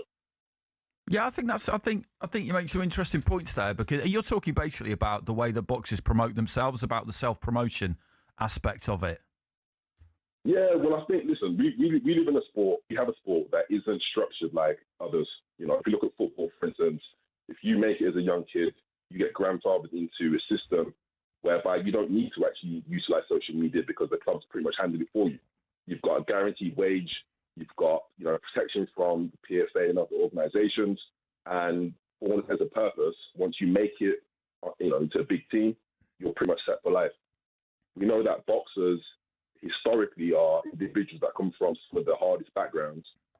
And we just don't have that same type of protection in the sport. Mm-hmm. And so for me, we look at, something like social media, a platform which is, open use for everybody. It's free to use. And, in speaking of that, shout out to people like Dalton Smith, because I've just noticed he's opened up his own YouTube platform, Shakur Stevenson also. And without there being that structure of support to enable fighters to just focus on boxing, you need to become something that's marketable. Mm. And so for me, when I hear the elder statesmen, talk badly and people in media, I love Simon Jordan, I love Jim White. But when you consistently and continually talk about people like Jake Paul and deride them and talk negatively on them, people like Vidal O'Reilly also, who's moved up to that Misfits Pro, it doesn't help us. And as I say, the next audience, the people that are going to be the paying members of society for these boxing wages, they were born in the 90s, the 2000s, the 2010s. And again, you need to effectively cater to what their needs are, what they want. Mm. Oh, yeah, you make a very valid point there, mate, because I'm from that generation where you go, if you was good enough to box, it didn't really matter about what you was like outside the ring. If you was good enough to box, then you got that media attention, and that's how you sort of got on in the sport. Whereas in today's world, when you're starting out as a boxer and you got to go on the smaller hall shows, it's all about self-promotion and selling tickets and getting yourself out there. So I do understand that the world has changed massively, where it used to be talent first, but now it's not so much. It's more about getting yourself out there, getting yourself known, and if you can fight as well, then that's the added bonus. That's when you become a superstar. So I totally understand where you're coming from, mate. I'll say one more point, Spencer. Sorry to sure. You know, you mentioned yourself about, one of your favorite fights of the year was, Conor and Eubank. And, universally, we know that they are not the pinnacle of boxing ability. They're great lads, both of them. It's not to kind of talk down upon them, but we know that it's their profile that's got them to where they've made 2 historic fights. And I will say one other thing. We talk about the fact of the lack of the American heavyweight. And I'm somebody who I take a big interest into American sports. And we've noticed over the last decade, 2 decades, the American heavyweight has disappeared and moved into NFL, moved into NBA. And it's very simple as to why it's happening. It will continue to happen. It's because of what's been introduced as the name, image, and likeness deals that allows kids in high school, if they have some notoriety, to be making millions of dollars at the age of 16 plus. Now, we know boxing, to get to that echelon of pay and remuneration, you need to have been boxing pretty much, let's say, 10 years at least, and to have massive profile in boxing for world titles. And even then, it's not guaranteed you'll make that type of money. And again, I refer back to my original point that a lot of these kids are coming from some of the hardest backgrounds. And so boxing, if we want this sport to grow, if we want to get our American champions, if we want to actually enable this sport to get back to the platform that it was once at, again, it's building, let's not minimize that, but to get back to where it could be, we need to start embracing other avenues of marketing and advertising and allowing these kids to be what they are. Owen, what's your thoughts on this whole, so we know there's a space for YouTube boxing, as we've talked about as well. We're talking about Jake Paul versus Anthony Joshua and that whole crossover thing, and then, we're talking about the dangers of that, and the possibilities that could happen, the outcomes that could happen when we're doing these crossover fights. What's your thoughts on the crossovers, the mixing the two, the real boxers, the guys that have been grinding it out, coming from those tough backgrounds, and these YouTubers, turned boxers, and wanting to fight these top fighters like Anthony Joshua, Jake Paul? Owen, sorry, if I can just cut across Spence there. Just to put my own point forward here is that my problem with the Jake Paul Anthony Joshua fight, for example, is that yes, Jake Paul is bringing eyeballs to the sport and all the rest of it, but this is supposed to be a meritocracy sport, isn't it? You're supposed to earn your shot. You're supposed to be good enough. He did not earn that shot against Anthony Joshua. He shouldn't have been in that ring. It shouldn't have been allowed. And then when the fight happened, it wasn't competitive because he chose not to compete.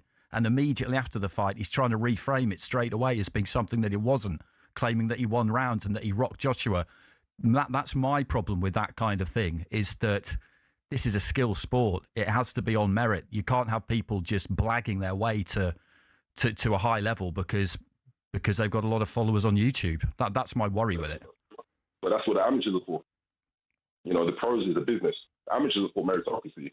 The pros, as soon as you step into a pro ring, meritocracy goes out the window. Yeah, but it can't. Not to that extent. Not to that extent. It can't. You can't. Not to that extent. It can't. You can't. Owen, you can't have somebody just talking themselves up, saying I can do this and I can do that, and then you find a commission who will allow the fight, and then they get in there knowing they can't do it, and they run for their life. I mean, you can't have that. That was the worst thing I've ever seen in a sporting arena. That fight. It was an absolute shambles. Andy, let me say 2 things. Okay. So point 1 about running. Everyone keeps on saying about him running and running and running. If you remember, David Haye fought Nikolai Valuev, and you can go back and watch that fight, and he did a very similar strategy after what Jake Paul done.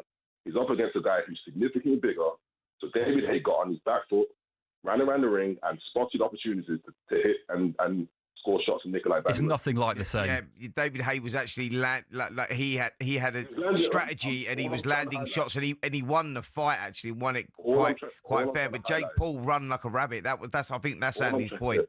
All I'm trying to highlight is that when it comes to boxing, Spencer, you're a former fighter, and you've covered the sport long enough. There are more than one way to skin a cat. Now, do I believe in any way, shape, or form Jake Paul was ever going to beat Anthony Joshua? Not in a million months of Sundays. And in regards to the meritocracy, yes, in an ideal world, it would be the case that kids will come up, you put your hard graft in, and you get rewarded accordingly. But we know that's not the saying, I'll leave this thought with you guys. Jake Paul has been boxing for approximately 7 years now. Yeah. Conor Benn has boxed for how many years? About 10? Yep. They both have pretty much zero amateur experience. They both had, not say the same amount of fights. Jake Paul's had, I think, 12 fights, something like that. Conor Benn's had 15 to 20. Mm-hmm. Yeah, 23 fights, something like that, I think he's had. One kid, because he's Michael Ben's son, we give him, all the grace in the world. Another kid, Jake Paul, because he's on YouTube, we've got a problem with it. Now, to me, I'm saying, if we talk about meritocracy, then there's your example, there's your case study. Why is it that because one kid was on YouTube, we've got a problem, but the other kid, because he's the son of a legend of British sport, give him a pass at every opportunity. Mm. Okay, Owen, thanks for the call. You make some interesting points there. He certainly does. He does actually, because I don't completely disagree with him. And what he said there about the reputations and the status that is afforded Eubank, Ben, others who have inherited that family name, that is a valid point. But my problem with AJ against Jake Paul is that it was just too far. It was just too much. Nobody who knows anything thought that he belonged in there against Anthony Joshua. In fact, it was dangerous. It should never have been allowed. Yeah. It wouldn't have been allowed with the British Boxing Board of Control. And then when the bell goes to not compete, that isn't sport. I don't know what it was. It was just an event, but it wasn't sport. It was absolute nonsense, and it's dangerous because for me it undermines the fabric, without wanting to sound too dramatic, of what sport actually is. And then the reframing after the event, putting out footage saying, I won 2 rounds, I rocked him, I did this, I did that, trying to kind of convince people that they didn't see what they actually saw.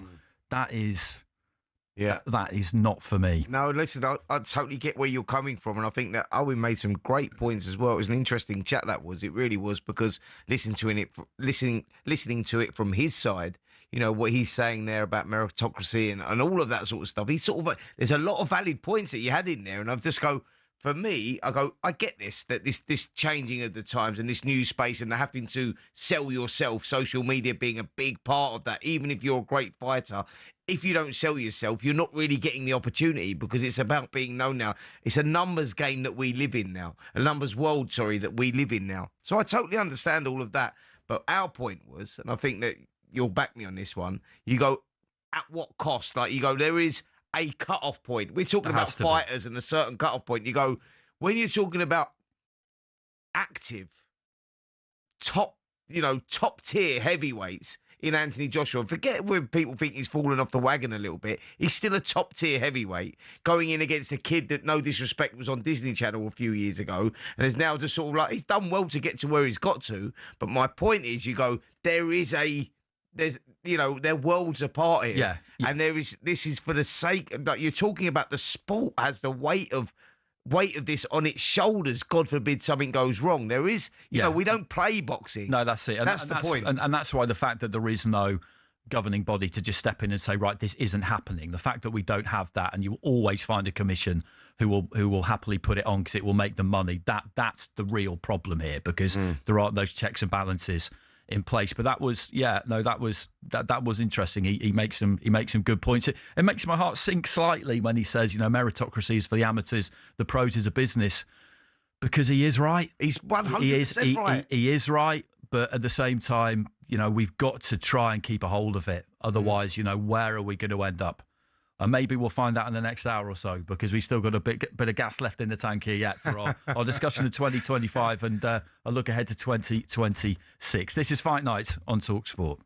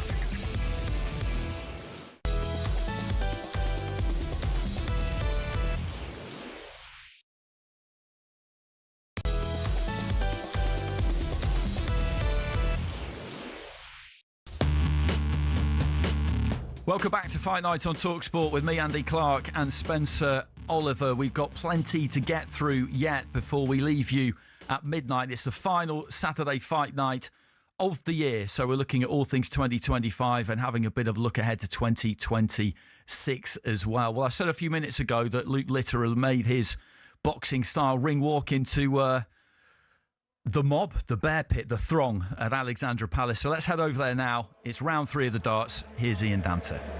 Well, he's making light work of the Austrian Mensah Suljovic at this point, Andy, because in a race to 4 sets, Luke Littler already finds himself 2-0 up, and he has not lost a leg yet. He's averaging 105 and looks so calm and composed up there. Suljovic doing his best to try and live with the world champion and world number 1, but it appears to be quite academic that Littler is going to see himself through to the 4th round in fairly short order.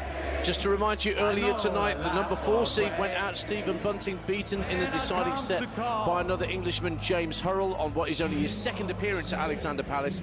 And on debut, Andreas Harrison of Sweden won the opening match of the night, defeating Germany's Ricardo Pietreczko by 4-2. You can hear the rest of the Littler match with Suljovic on talkSPORT 2 right now, as well as the talkSPORT Darts YouTube page and the talkSPORT app. BBC World Darts Championship update on talkSPORT with Village Hotels. Hit the bullseye this New Year's Eve. Party at one of our New Year's Eve events. 34 locations across the UK. Find out more at villagehotels.com.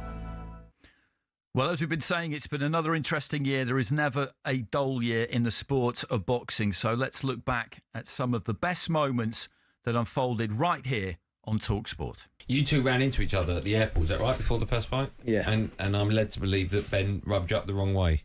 No, I went to check his hand. I said, all right, and he just blanked me, so I thought, oh, it's on. I didn't even see him, to be fair. He did. He looked me straight in the eyes. I must have missed that nose.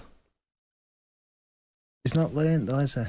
He's not learned, has he? Was he was doing so well. Why you can't take a little joke, bro? I know, but like... You use this in my hair and this, that. I dish your hair. You did before. You've got nice curly hair. Thank you very much, brother. Thank you. But at the end of the day, it's only a laugh. I've said to you, fair play. I'm happy what you've done for your family. But it's got to come to an end. Boxing has made him famous, Simon. He has a lot of money, but by God, he deserves it. He's the best, right? He's a remarkable fighter. And I remember the interview that he did with the Mail, the English newspaper The Mail, and talked about Anthony Joshua opening the opportunity and thanking him. And I thought that's how the heavyweight champion of the world should conduct themselves. Elegant, sophisticated, with style. And I have tipped in every fight him to lose. So that doesn't mean I don't respect you. I picked Fury to beat you and I was wrong. I think I picked Joshua to beat you in the first fight when you first really arrived in the heavyweights after fighting Witherspoon and Chisora, and I've been wrong every single time. And I have a feeling that I think that Dubar's going to beat you. But again, my apologies. You're not alone. But it will be a great fight. Of course. It will be a great fight. Maybe you'll get back in the ring to fight a YouTuber. Any suggestions? Who's a YouTuber? I Show Speed. Oh, would you? him? Oh yeah, well, I'll fight him. What weight is he? He's about 11 stone. He's not the biggest. Beat him. Would that generate a lot of money? Is he a big name? He's probably one of the biggest, if not the biggest. My kids love him. He's not bigger than. He's everywhere. Who's the fella? Mr. Beast. Mr. Beast, not bigger. Yeah, okay, but he's different. I Show Speed's out there. Bigger than KSI? Yeah. Bigger than Logan Paul, whatever his name is? Yeah. He's not. He's close. He's up there. Right, let's get that fight on. What's his name? I Show Speed. Call him out now. No, you do it for me. I'm not calling I Show Speed out. I was a real boxer, you know what I mean? Incredible person. I Show Speed. If there's anything about you, Frampton will have it. Yeah. Yeah? Yeah. Okay, so we'll take KSI. Either. You take both of them. I need the 8 same weeks, night. boys. What? I need 8 weeks. Okay. I need 80 million. I thought it was a great press conference. I don't think they traded insults. Alexander, do you still insist it was a low blow? You had 4 minutes to recover. Listen, first fight it was in the past. Now I live in now, present. I show you one picture. If maybe it's not clean, was clean punch. Just a moment, please. Alexander is looking for a picture in his phone. Simon Jordan is looking over Alexander's shoulder, looking for that same picture. How do you think? Well, you're going to tell us that this was not a low blow. That wasn't the same punch. All right, that's a punch, isn't it? Yeah, that wasn't the same punch. It's one punch. Один is. One is. One off. This. Are you the better fighter, Alexander? Do you still feel you will be too good at Wembley on July the 19th for Dubois? Yeah. Why are you so confident? Listen, I believe that I win. I feel I can win. And what should be celebrated is what he did in the ring, whether you like him or not. And obviously, you haven't got a lot of time for him, Simon. But what he's done in the ring has been phenomenal. We've never seen such I have courage. I have lots of time for him. I mean, you don't care about people's opinions, so it doesn't matter either which way, Frank. But the bottom line is I have plenty of time for him. But I also think if you're able to praise somebody, you are also able to criticise them. If, of course, that criticism is fair. If it's unfair, then it should be held to account. Well, you can't criticise him for what he's done in the ring, that's for sure. Well, you can say, well, you can say, based upon Tyson Fury's own outlook, initially that Usyk was a jumped-up middleweight. That was a gap-toothed little rabbit that couldn't fight at this level. He's a jumps-up middleweight who's beaten how many heavyweights? Oh, I agree, but I'm taking Tyson Fury's own words. So was Evander Holyfield a jumped-up middleweight? I'm not. Was Hold David on. Hay a jumps-up But Frank, middleweight? I'm not accountable for Tyson Fury's words. He is. May I express something that is really true to me? Yes, I'm Christopher Livingston Eubank. Thank you for inviting me on. Truly, I want to say to you that I am neither ego nor reason. I'm neither mind nor thought. I cannot be heard or cast into thought, nor by sight or smell ever caught. In light and wind I am not found, nor yet in earth and sky. Consciousness and joy incarnate, bliss of the blissful am I. I have no name, I have no life, I breathe no vital air. No elements have moulded me, no bodily sheath is my lair. I have no speech, no hands, no feet, no means of evolution. Consciousness and joy am I, and bliss in disillusion. I cast aside hatred and passion, I conquered delusion and greed. No touch of pride caressed me, so envy never did breed. Beyond all faiths, past reach of wealth, past freedom, past desire, consciousness and joy am I, and bliss is my attire. Virtue and vice, nor pleasure and pain are not my heritage, nor sacred texts, nor offerings, nor prayers, nor pilgrimage. I am neither food, nor eating, nor yet the eater am I. Consciousness and joy incarnate, bliss of the blissful am I. I have no misgivings of death, no chasms of race divides me. No parent ever called me child, no bond of birth did tie me. I'm neither disciple nor master, I have no kin, no friend. Consciousness and joy am I, and merging with bliss is my end. Neither noble, knowledge nor knower am I, formless is my form. I dwell within the senses, but there is not my home. How have you been, ever serenely balanced, neither free nor bound. Neither free nor bound, consciousness and joy am I, and bliss is where I'm found. Now, it's a show. That's by the way, all you teleprompt readers, you should be ashamed of yourself. That was wonderful. You just be able to recount all that. I don't know what the purpose. I don't know what the purpose of it was, but we are there now. The purpose of it is always that we are entertaining the public. A little poetry is good, especially when it speaks exactly about the individual reciting it. I think we can all agree that Christopher Livingston Eubank is one of the greatest men ever to have walked the face of the earth, Spencer Oliver. I mean, that is just, I could listen to him all day, and we will have more philosophical musings coming from Mr. Oliver in the next hour.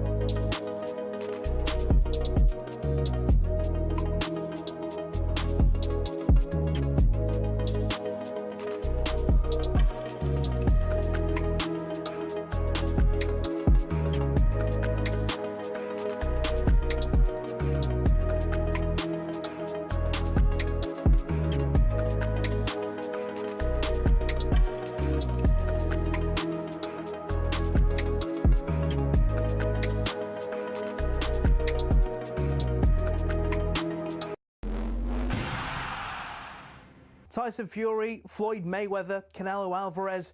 Just hearing these names makes you think money and the hundreds of millions of dollars, pounds or Saudi riyals in boxing. But that's at the top. At the bottom, it isn't quite the same. Even for those on the rise, there's not an awful lot of cash in the boxing world. And if you're just starting out, well, it can be a very costly exercise indeed.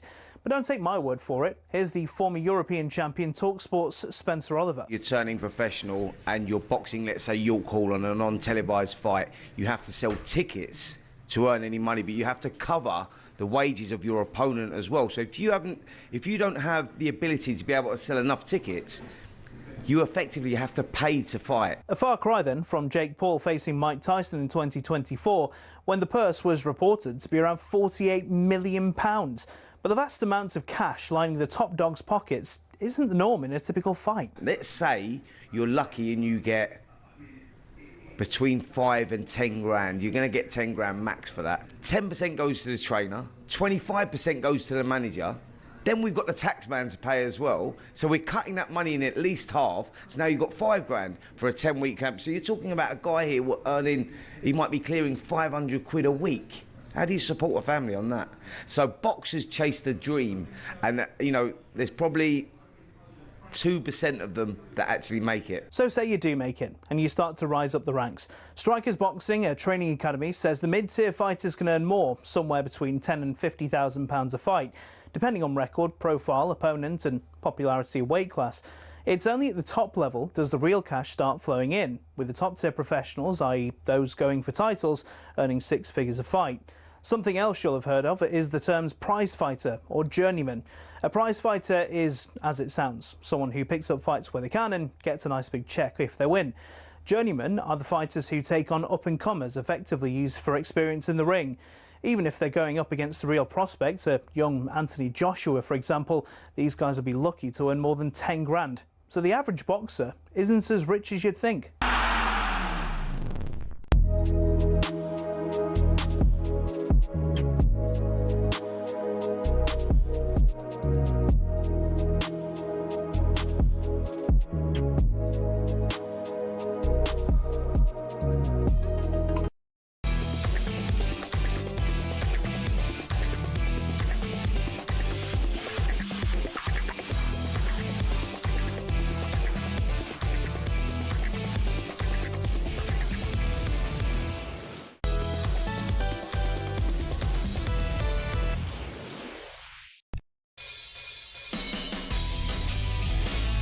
Welcome back to Fight Night on talkSPORT with me, Andy Clark, and Spencer Oliver. And we will now turn our attention to the next 12 months to 2026, which is just a few days away now, and have a think about what it is that we think might materialise. And we'll start with fights. Because that's the bedrock of the sport. We all want to see the matches made that we want to watch. And we've been lucky on that front over the last couple of years with the arrival of Turki Al-Sheikh in the sport. You think about 2024 in particular, we saw Fury Usyk twice, we saw Beterbiev Bivol, we saw stacked undercards, and that word stacked was very much applicable. You hear it attached to every undercard that is ever assembled, but it really did what it said on the tin during that period. It absolutely did. I wouldn't say that he's run out of fights, His Excellency, but at the same time, he kind of has, in terms of them being as big as the ones that we've seen up until this point. There is one, though, and people might think that it's past its sell-by date, and they can think what they like about it, quite frankly, as is their right. But Tyson Fury against Anthony Joshua, in the UK at least, it would be absolutely enormous. And surely that has got to be the one that gets made next year. And there's already plenty of talk about it. We know that Fury at the moment is officially retired. I don't think anybody thinks that he wouldn't come back for that fight. We saw Joshua return eventually after the defeat against Dubois against Jake Paul. They're talking about another fight, but a pretty straightforward one, I think, in February, March against Rico Verhoeven, I think it is, who's not really a boxer, to be perfectly honest, as far as I understand it. He's not somebody I'm really familiar with. I'm not wild about the idea of these two needing any kind of a warm-up. I think it just gives capacity for something to go wrong, an injury or anything like that. They don't need it. They may as well just go straight into it. Yeah, I'm with you, mate. I think they're at that stage of their career where you go, let's just get it on. Let's go straight into it. AJ's had He's got rid of his ring rust now. You know, we were talking about it off air and what ring rust is, and people saying, well, that was no preparation to go into a Tyson Fury fight. Well, Fury's been out the ring for some time himself now. You go, what do you mean preparation to go into a fight? He's at that stage of his career now. You go, where what he done with Jake Paul was he went into the dressing rooms, he got his hands wrapped, he went through the motions, he done the ring walk, he smelt the arena, he got into the ring, he let his hands go. That's called ring rust. That's gone. You've had that preparation. You don't need hard fights to go into a Fury fight. And for Tyson Fury, he may want to go through a similar sort of motion just to get rid of it before they both go in. I think we get the fight possibly in September. They're talking about in September. But when you're talking about modern eras, legacies, heavyweight eras, this fight has to happen. And Turki Al-Sheikh has shown a huge appetite to want to make this fight. And when he wants to make something, he genuinely gets it. And I think that we will get that fight, Tyson Fury, Anthony Joshua, and I believe that we do get that around September time. And it's going to be good. You know, I think that people saying it's well past its sell-by date, yeah, maybe it is. But we still want to see it. And anyone that says, well, they wouldn't watch it now is lying, because they're going to have to give themselves a head a wobble, because you go, right, fight's coming on at 10 o'clock. Don't tell me at 9:30 you're sitting there just tapping away on the old table going, do I want to see it? Should I see it? Of course you want to see it. We want to see it. You know, this puts to bed this whole era of boxing.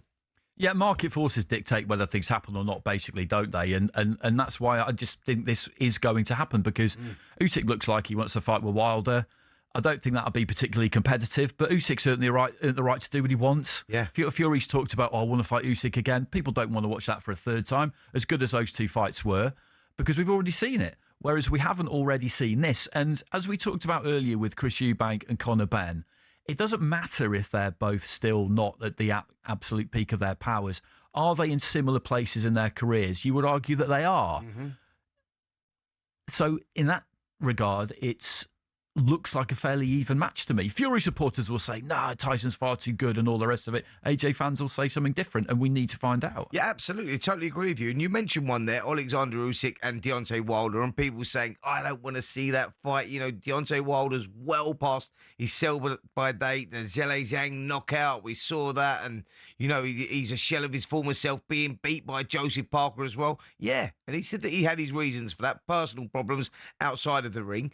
When we look back on this era of boxing and we get Anthony Joshua versus Tyson Fury and we get Alexander Usyk versus Deontay Wilder in 20 years' time, do you think people are going to look back and say, oh, yeah, that fight with Deontay Wilder, he was well past his sell-by date? No, we're talking about, you know, modern eras and everyone, the best fighting, the best. So I think Alexander Usyk, has earned the right to fight Deontay Wilder. Wilder's earned the right to have his opportunity against Alexander Usyk. They're at that stage of their career. They're in the twilight. Let's see that fight. I want to see that fight. I want to see Joshua versus Fury. Let's get them before 2026 is out. It's got to be in the UK, hasn't it? I'd love it to be. I would imagine that. Could you imagine that? Anthony Joshua versus Tyson Fury, Wembley Stadium, and you have Alexander Usyk versus Deontay Wilder on the same card. Come on. That's big. That's big. Yeah, that's big, mate. Yeah, it's huge. But for that to happen, we would be relying on the largesse of boxing Saudi benefactors. Absolutely. Because they'd be the ones paying for it, and maybe they'd be thinking, well, let's have one in Riyadh, let's have one in London. You know, it could be a 2-fight deal. You always expect these things to be a 2-fight deal, don't you? Because everybody gets paid twice, basically. Yeah. I think AJ versus Fury would be a 2-fight deal. One of them would be in Saudi Arabia. But listen, I think Saudi Arabia, Riyadh season has transformed the sport. They've taken the politics away from it. You've got Frank Warren and Eddie Hearn now working together. Their fighters all boxing each other. The politics have been taken out. You know, the 60-40 splits, what station it's going on. It's all been put under one umbrella, down to Saudi Arabia and Turki Al-Sheikh making it happen. Us as boxing fans have been spoilt over the last couple of years. Long may it continue. Well, that is that's top of our wish list for 2026. There's no doubt about that. Okay, so let's check in with some more darts. It is round 3 at Alexandra Palace. Here's Dance. Right, let's just show you his... Well, Luke Littler has made light work of getting through to round 4. Andy, he's just seen off Mensah Suljovic in straight sets, 4-0. Took out 4 ton-plus finishes, including a 1-2-4. He also hit 9 maximum 180s. And Mensah Suljovic did manage a couple of legs, but he was rarely able to trouble Littler, who will now go through to face the winner of Damon Heta or Rob Cross, the former world champion. They play tomorrow afternoon in a really excellent session of darts that we will bring you on talkSPORT 2 from 12:30. That also includes Ryan Searle in action. He will be first up in the afternoon on the main stage at Alexandra Palace, and he will be up against Martin Schindler, the German, and also Gary Anderson, another former world champion, will be on stage tomorrow afternoon against Jermaine Wattermina of the Netherlands. All the action tomorrow from 12:30 on talkSPORT 2, the talkSPORT app and the talkSPORT Darts YouTube channel. PDC World Darts Championship update on talkSPORT with Village Hotels. Hit the bullseye this New Year's Eve. Party at one of our New Year's Eve events. 34 locations across the UK. Find out more at villagehotels.com. Still plenty more to come on Fight Night on talkSPORT with me, Andy Clark, and Spencer Oliver. Next up, we will be having a chat about the promotional landscape, about TV, about who shows what, who pays for what, all the interesting and thorny issues like that. So do stick with us. This is Fight Night on talkSPORT.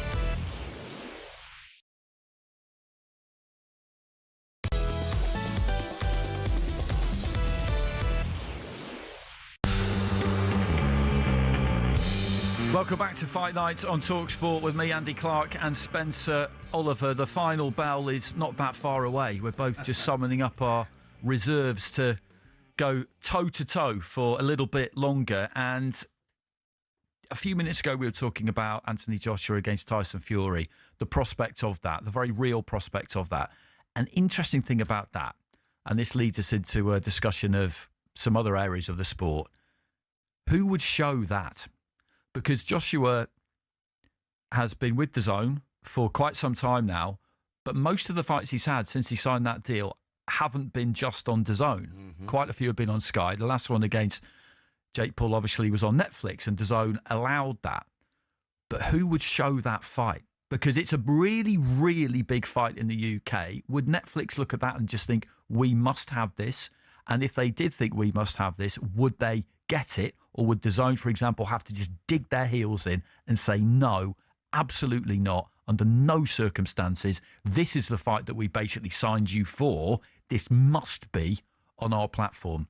And were it to be on DAZN, what would that mean for the fight itself? Well, I think DAZN would definitely have the final say, because I think that Anthony Joshua is contracted to DAZN. You know, that's part of the deal is with DAZN.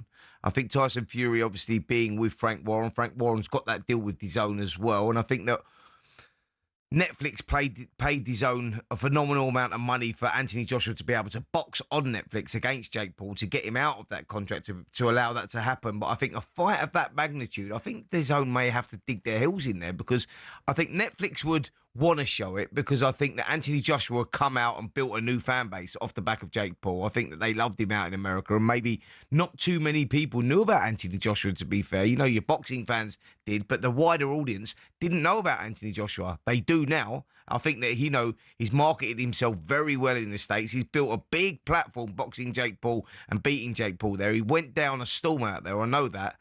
And I think that they would entice having Anthony Joshua back, and that would probably interest them. You know, depends what sort of appetite Netflix have in wanting to get into the sport properly. Do they want to get into it properly, or do they just want to show, you know, the big entertaining fights, what you would fall into that space of entertainment as opposed to real boxing matches?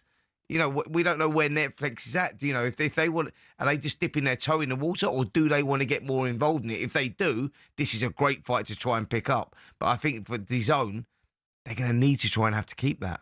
Yeah, it's just... Does that make sense? Yeah, it does. It ushers in kind of an interesting just conversation basically about where the sport is TV-wise, because obviously the landscape's changed a lot over the last few years, and Netflix, you look at what they're doing with NFL, and it looks like they are obviously in the market for the really big events. I don't see them carrying a domestic program of boxing at any point in the near future, for example. I don't see that. But the Dana White enterprise, Zuffa Boxing, that's going on Paramount. And that's backed by Saudi Arabia, obviously. It's going on Paramount, though. It's not going on DAZN. Turki Al-Sheikh has obviously hitched himself to DAZN, or vice versa, whichever way you want to look at it.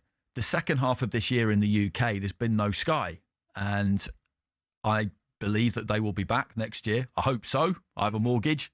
Yeah, absolutely. But at the same time, I do feel like the sport needs them back, because they are a huge platform. And without boxing on that kind of platform, even though the BBC have now re-entered the landscape, it has felt to me the last 6 months like the sport has just disappeared a bit.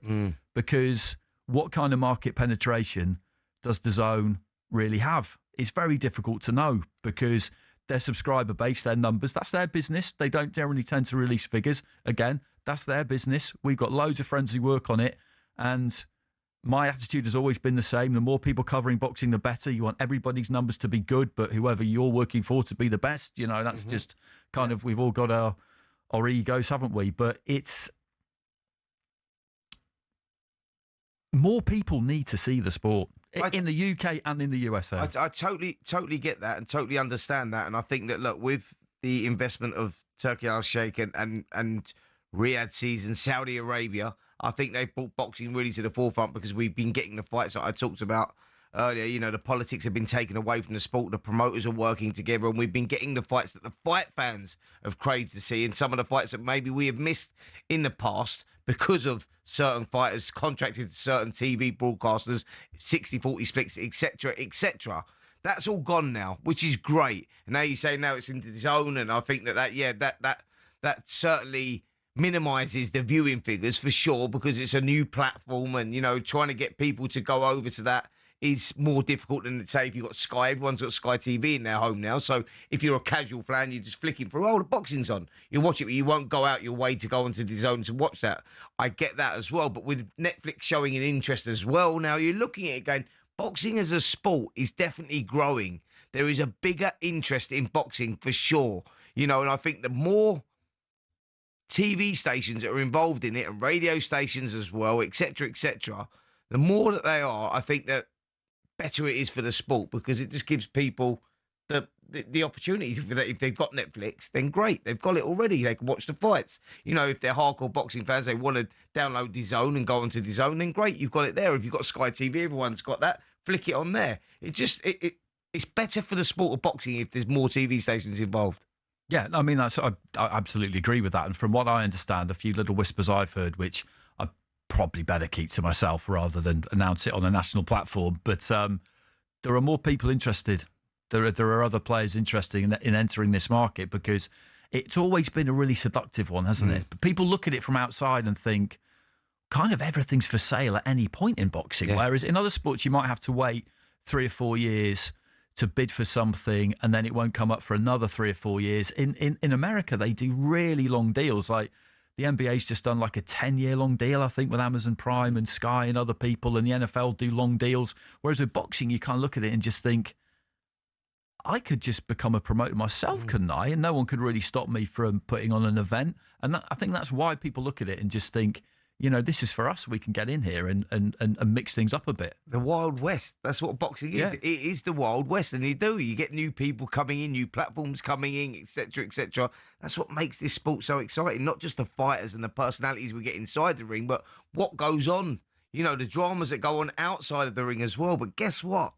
The one platform where all these fights, all these different promoters, all these different broadcasters that show them, the one platform that you can get them all on is right here. No, that's what we were talking about. That's the beauty about talkSPORT, is that we're not individually sewn to any one promoter or any one TV platform. If you like the fight, we get it. And talkSPORT loves all fights. No, that's absolutely true. And it is a kind of unique position, because, we've both worked for plenty of different people, and how, particularly with TV, people like to do exclusive deals now, and you might have more than one person, more than one promoter on the platform, like DAZN do with Queensberry and Matchroom and Golden Boy in America as well. But those deals can be quite complicated, and it means that you get different kinds of factions. And talkSPORT really is the only place where the station is able to stand back and just say, all of that complicated stuff that frankly makes me want to scream, how about you go and do all of that?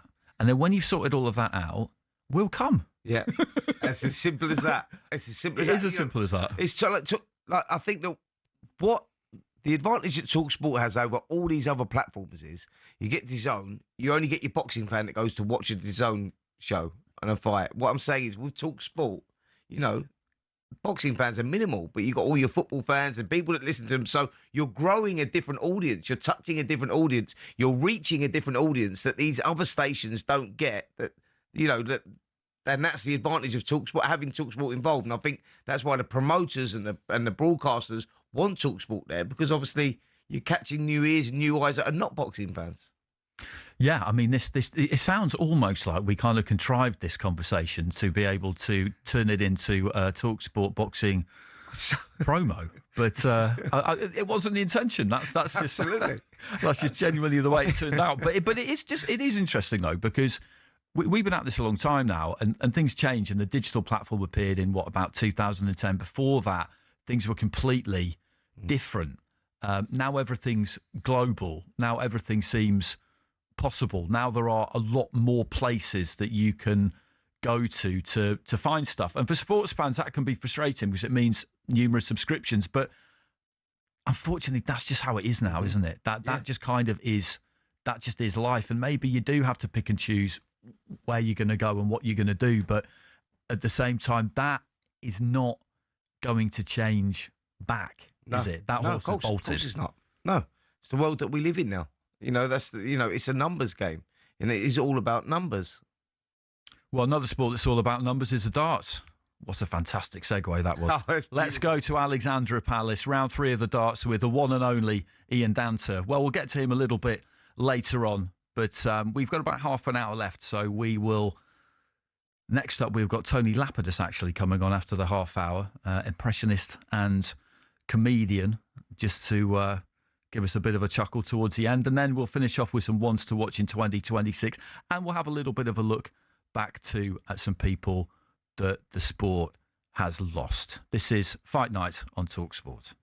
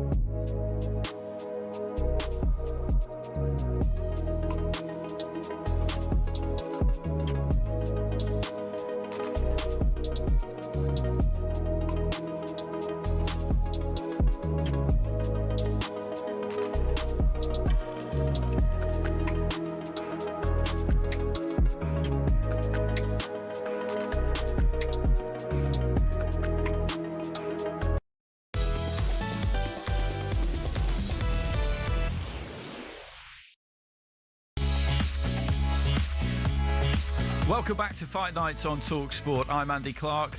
Alongside me, the one and only Spencer Oliver, the Omen. From back in the day. Classic ring walk. Classic ring walk. It never gets old. That you actually bequeathed your nickname to a young fighter quite recently, didn't you, Mikey Talon? And yes, he asked your permission, which I very much enjoyed. Yeah, do you know what? It was Natasha Jonas manages him, and who else was it? Joe was there as well. Yeah, Joe Gallagher. Yeah, Natasha Jonas and Joe Gallagher. Joe Gallagher rang me up He said, Spence, I've got this young kid. He looks like a choir boy, but boy, can he fight. And he goes, we're looking for a name from him. I want to ask your permission. Is it okay if we use the Omen? And I'm like, Joe, you didn't need to ask me that, mate. People use boxing names all the time. There's been a number of fighters that have named certain names. It really didn't, but no, it's just out of respect. So, it went down really well. That was really, really nice of Joe Gallagher to even bother calling me up, to be fair. And he can fight. He can really fight. Can. He absolutely can. He absolutely can. What a year Joe's had as well. It's great to see him in such good health. Yeah. So now we welcome to the show Tony Lapidus, a man who is a man of many voices, I think it's fair to say. A man of many, many voices. And we'll be hearing a few now. And the first one, first of all, I think we've got a question for Tyson Fury. And the question I have for Tyson Fury is, having seen Jake Paul fight his brother, of course, Tommy Fury. I was there for that fight. Tommy Fury won that fight. And now Anthony Joshua. I wonder if we could get Tyson Fury's thoughts on Joshua's performance against Jake Paul in Miami last week. Well, first of all, I've got to correct you. It's not Lapidus, it's Lapidus. So I've got to correct you there for a start. But the second thing, do you know something? I thought it was a pretty pathetic performance, to be honest with you. AJ proved what I've always said about him. He's nothing more than a little, bodybuilding dosser. Think about it. He's 2-time heavyweight champion. Can't even knock out a YouTuber. How pathetic is that? And I'm supposed to come out of retirement to fight a bum like that? I don't think so, Mosh. Tyson, I've got another one for you, mate. At the end of AJ's fight, he called you out. Is it possible you'll come out of retirement and finally give the boxing fans what they want to see? A mega fight between you and Anthony Joshua. You know something? It's going to take a lot to get me out of retirement to step into a ring of a waste of space like him. I'm enjoying retirement, to be honest with you. I know a lot of people don't agree with me or believe me when I say that, but I've got everything what I need, haven't I, Spence? Spending time with the kids, spending time with Paris, training 7 days a week and twice on a Sunday, taking the bins out, running up down Morecambe Bay, hanging out at the tip. Couldn't ask for more, really. So, having said that, the only important turkey this Christmas, I always say, is turkey al Sheikh. So if he wants to stick $500 million in front of me, it might get me a little bit more tempted. Get up there, turkey. Get up there, my boy. Well, I think, strange though it may sound, I think Anthony Joshua is there as well. I wonder how that conversation is going off air between AJ and Fury. But AJ, you fought one fight in 2025. Is 2026 the year that you and Tyson Fury get it on? And why do you call him Twitter fingers? Yeah, most definitely. So, first of all, I just want to begin by thanking God for everything I got in 2025. I'm feeling very close to God at the moment. And at the end of the day, it was my Lord and Saviour, Eddie Hearn, who's given me all the blessings. And he's reminded me about the importance of staying humble. You feel where I'm coming from. So, big up to my man, Eddie Hearn, innit? But secondly, on Tyson Fury, listen, I'm prepared to fight whenever. And the reason that I called him Twitter fingers is because I understand not only boxing, but the psychology of the sport and the psychology of fighting. You feel I'm coming from? So recently I've been doing a lot of learning of philosophy as part of my training so that I can develop my mind and my mentality to apply it to the sport of boxing. So I've been reading a little book recently called The Art of War. It's part of my philosophy, yeah? And there's a quote in that says, if your opponent is of choleric temper, seek to irritate him. So, big up to my boy Sun Tzu, innit? Anthony. Listen, after your last fight against Jake Paul, people were critical for taking 6 rounds to knock Jake out. What do you have to say to them critics? Yeah, most definitely, Spence. You know what the thing is? All I'll say is that same part of the quote in Art of War says, pretend to be weak so that he may grow arrogant.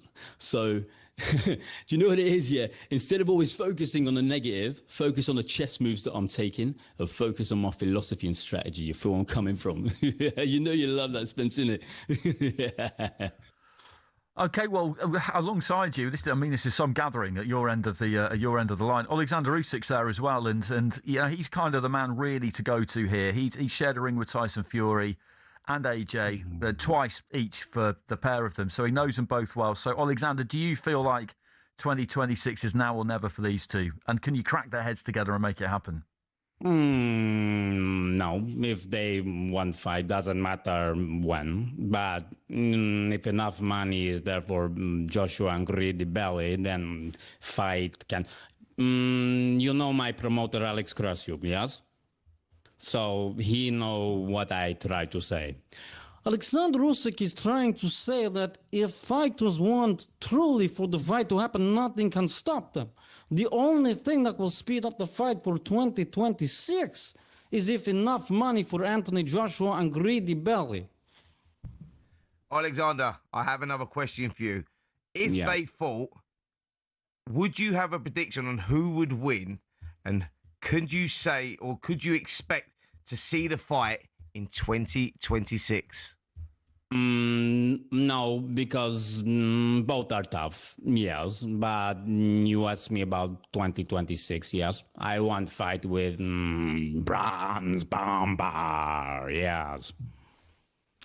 So, also over there, you've got a former colleague of mine, the Magic Man, Paulie Malignaggi. Now, Paulie, you're definitely somebody who was as unimpressed with the AJ Jake Paul fight as I was. I think that's fair to say. So, what was it about it that got your goat?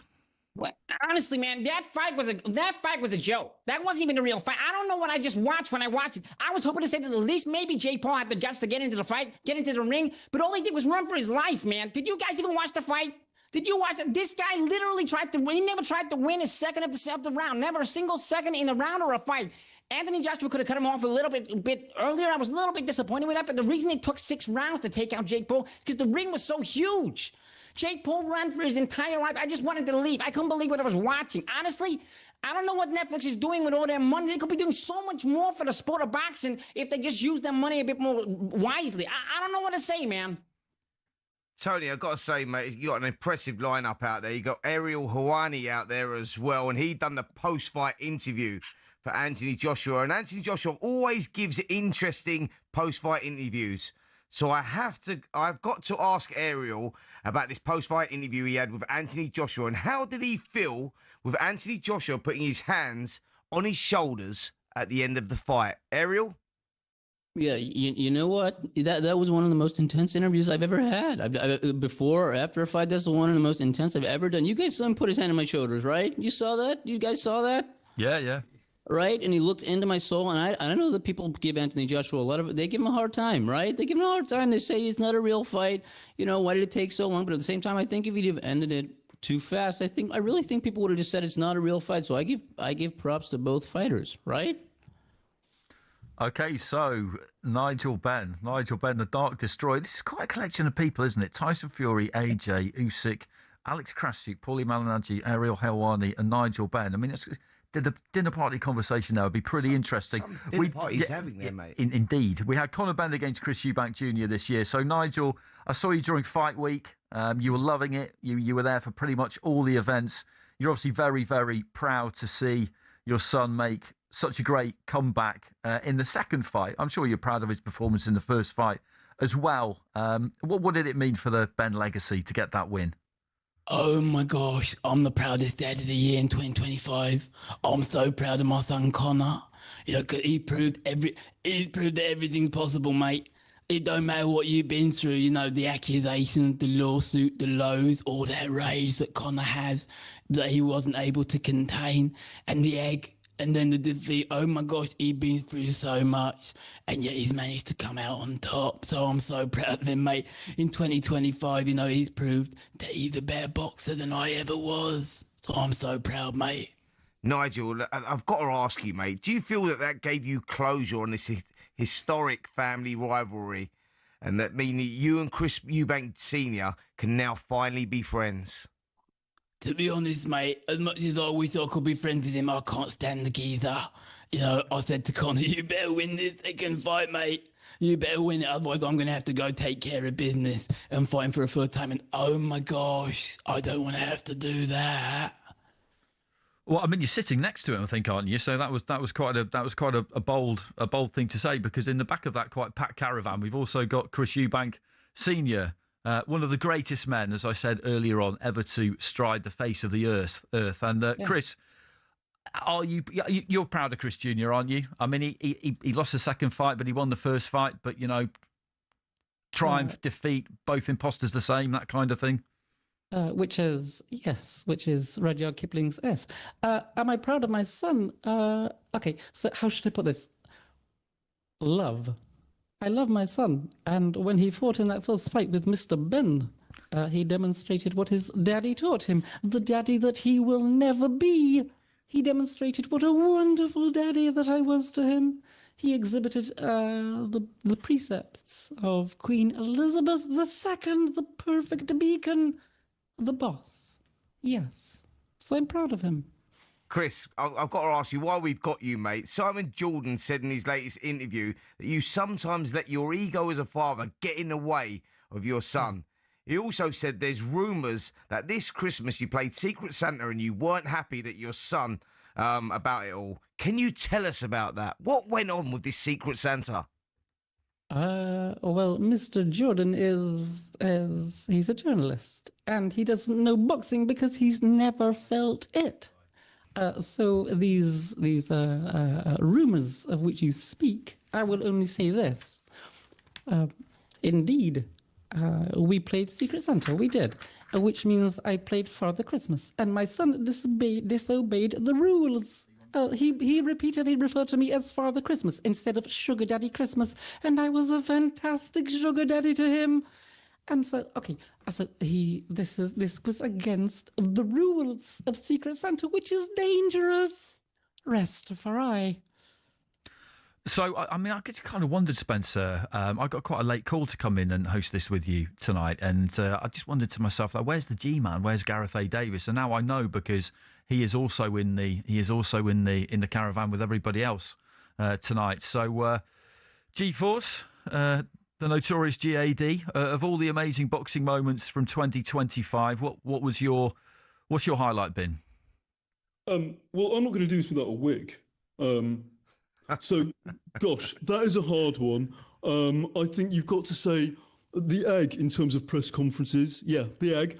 But in terms of spectacle, it's got to be seeing Chris Eubanks Sr. turn up alongside his son. I mean, what a moment of emotional enthrallment. You couldn't write that stuff in a movie script, you know? I got to say, Gareth, mate, you're looking mighty fine there, mate. The hair has definitely had a glow up there, mate. You've done really well. It's really good going into 2026. Listen, Gareth, I've got a question for you as well. Yeah. Do you have a low point of 2025? And what fight do you most want to see in 2026?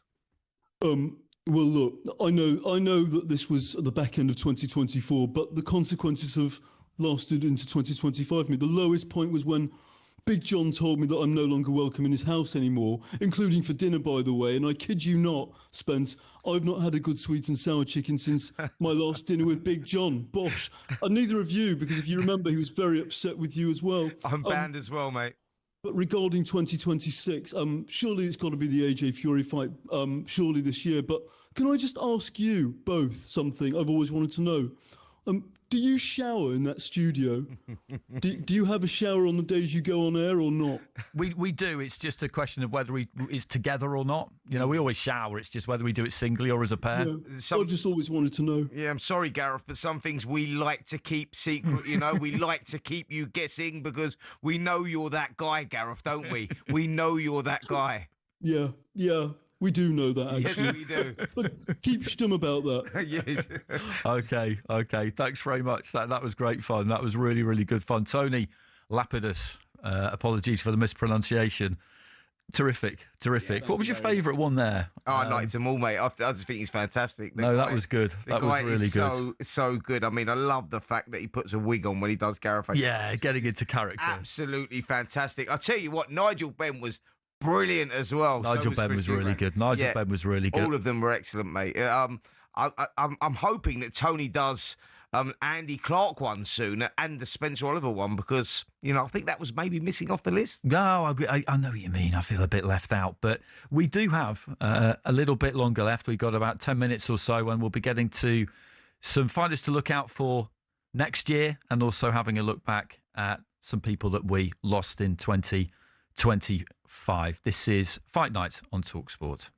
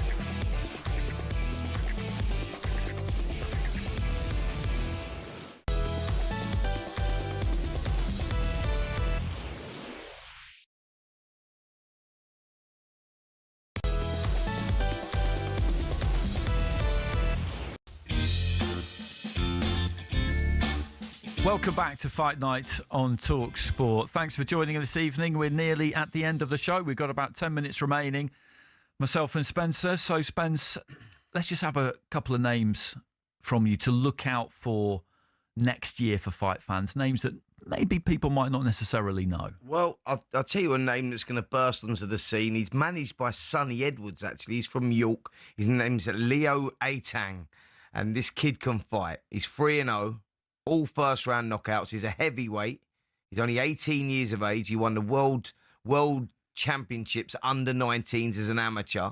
Turned pro very, very young. But this kid, I think he's going to be a star of the future. So listen out for him, Leo Atang. The kid can really fight. Last boxed out in Ghana. He's signed with Matchroom. You're going to hear a lot more of him. And Gradus Kraus as well, a light heavyweight who's 9-0 with 8 KOs from the Netherlands. Now boxes over here.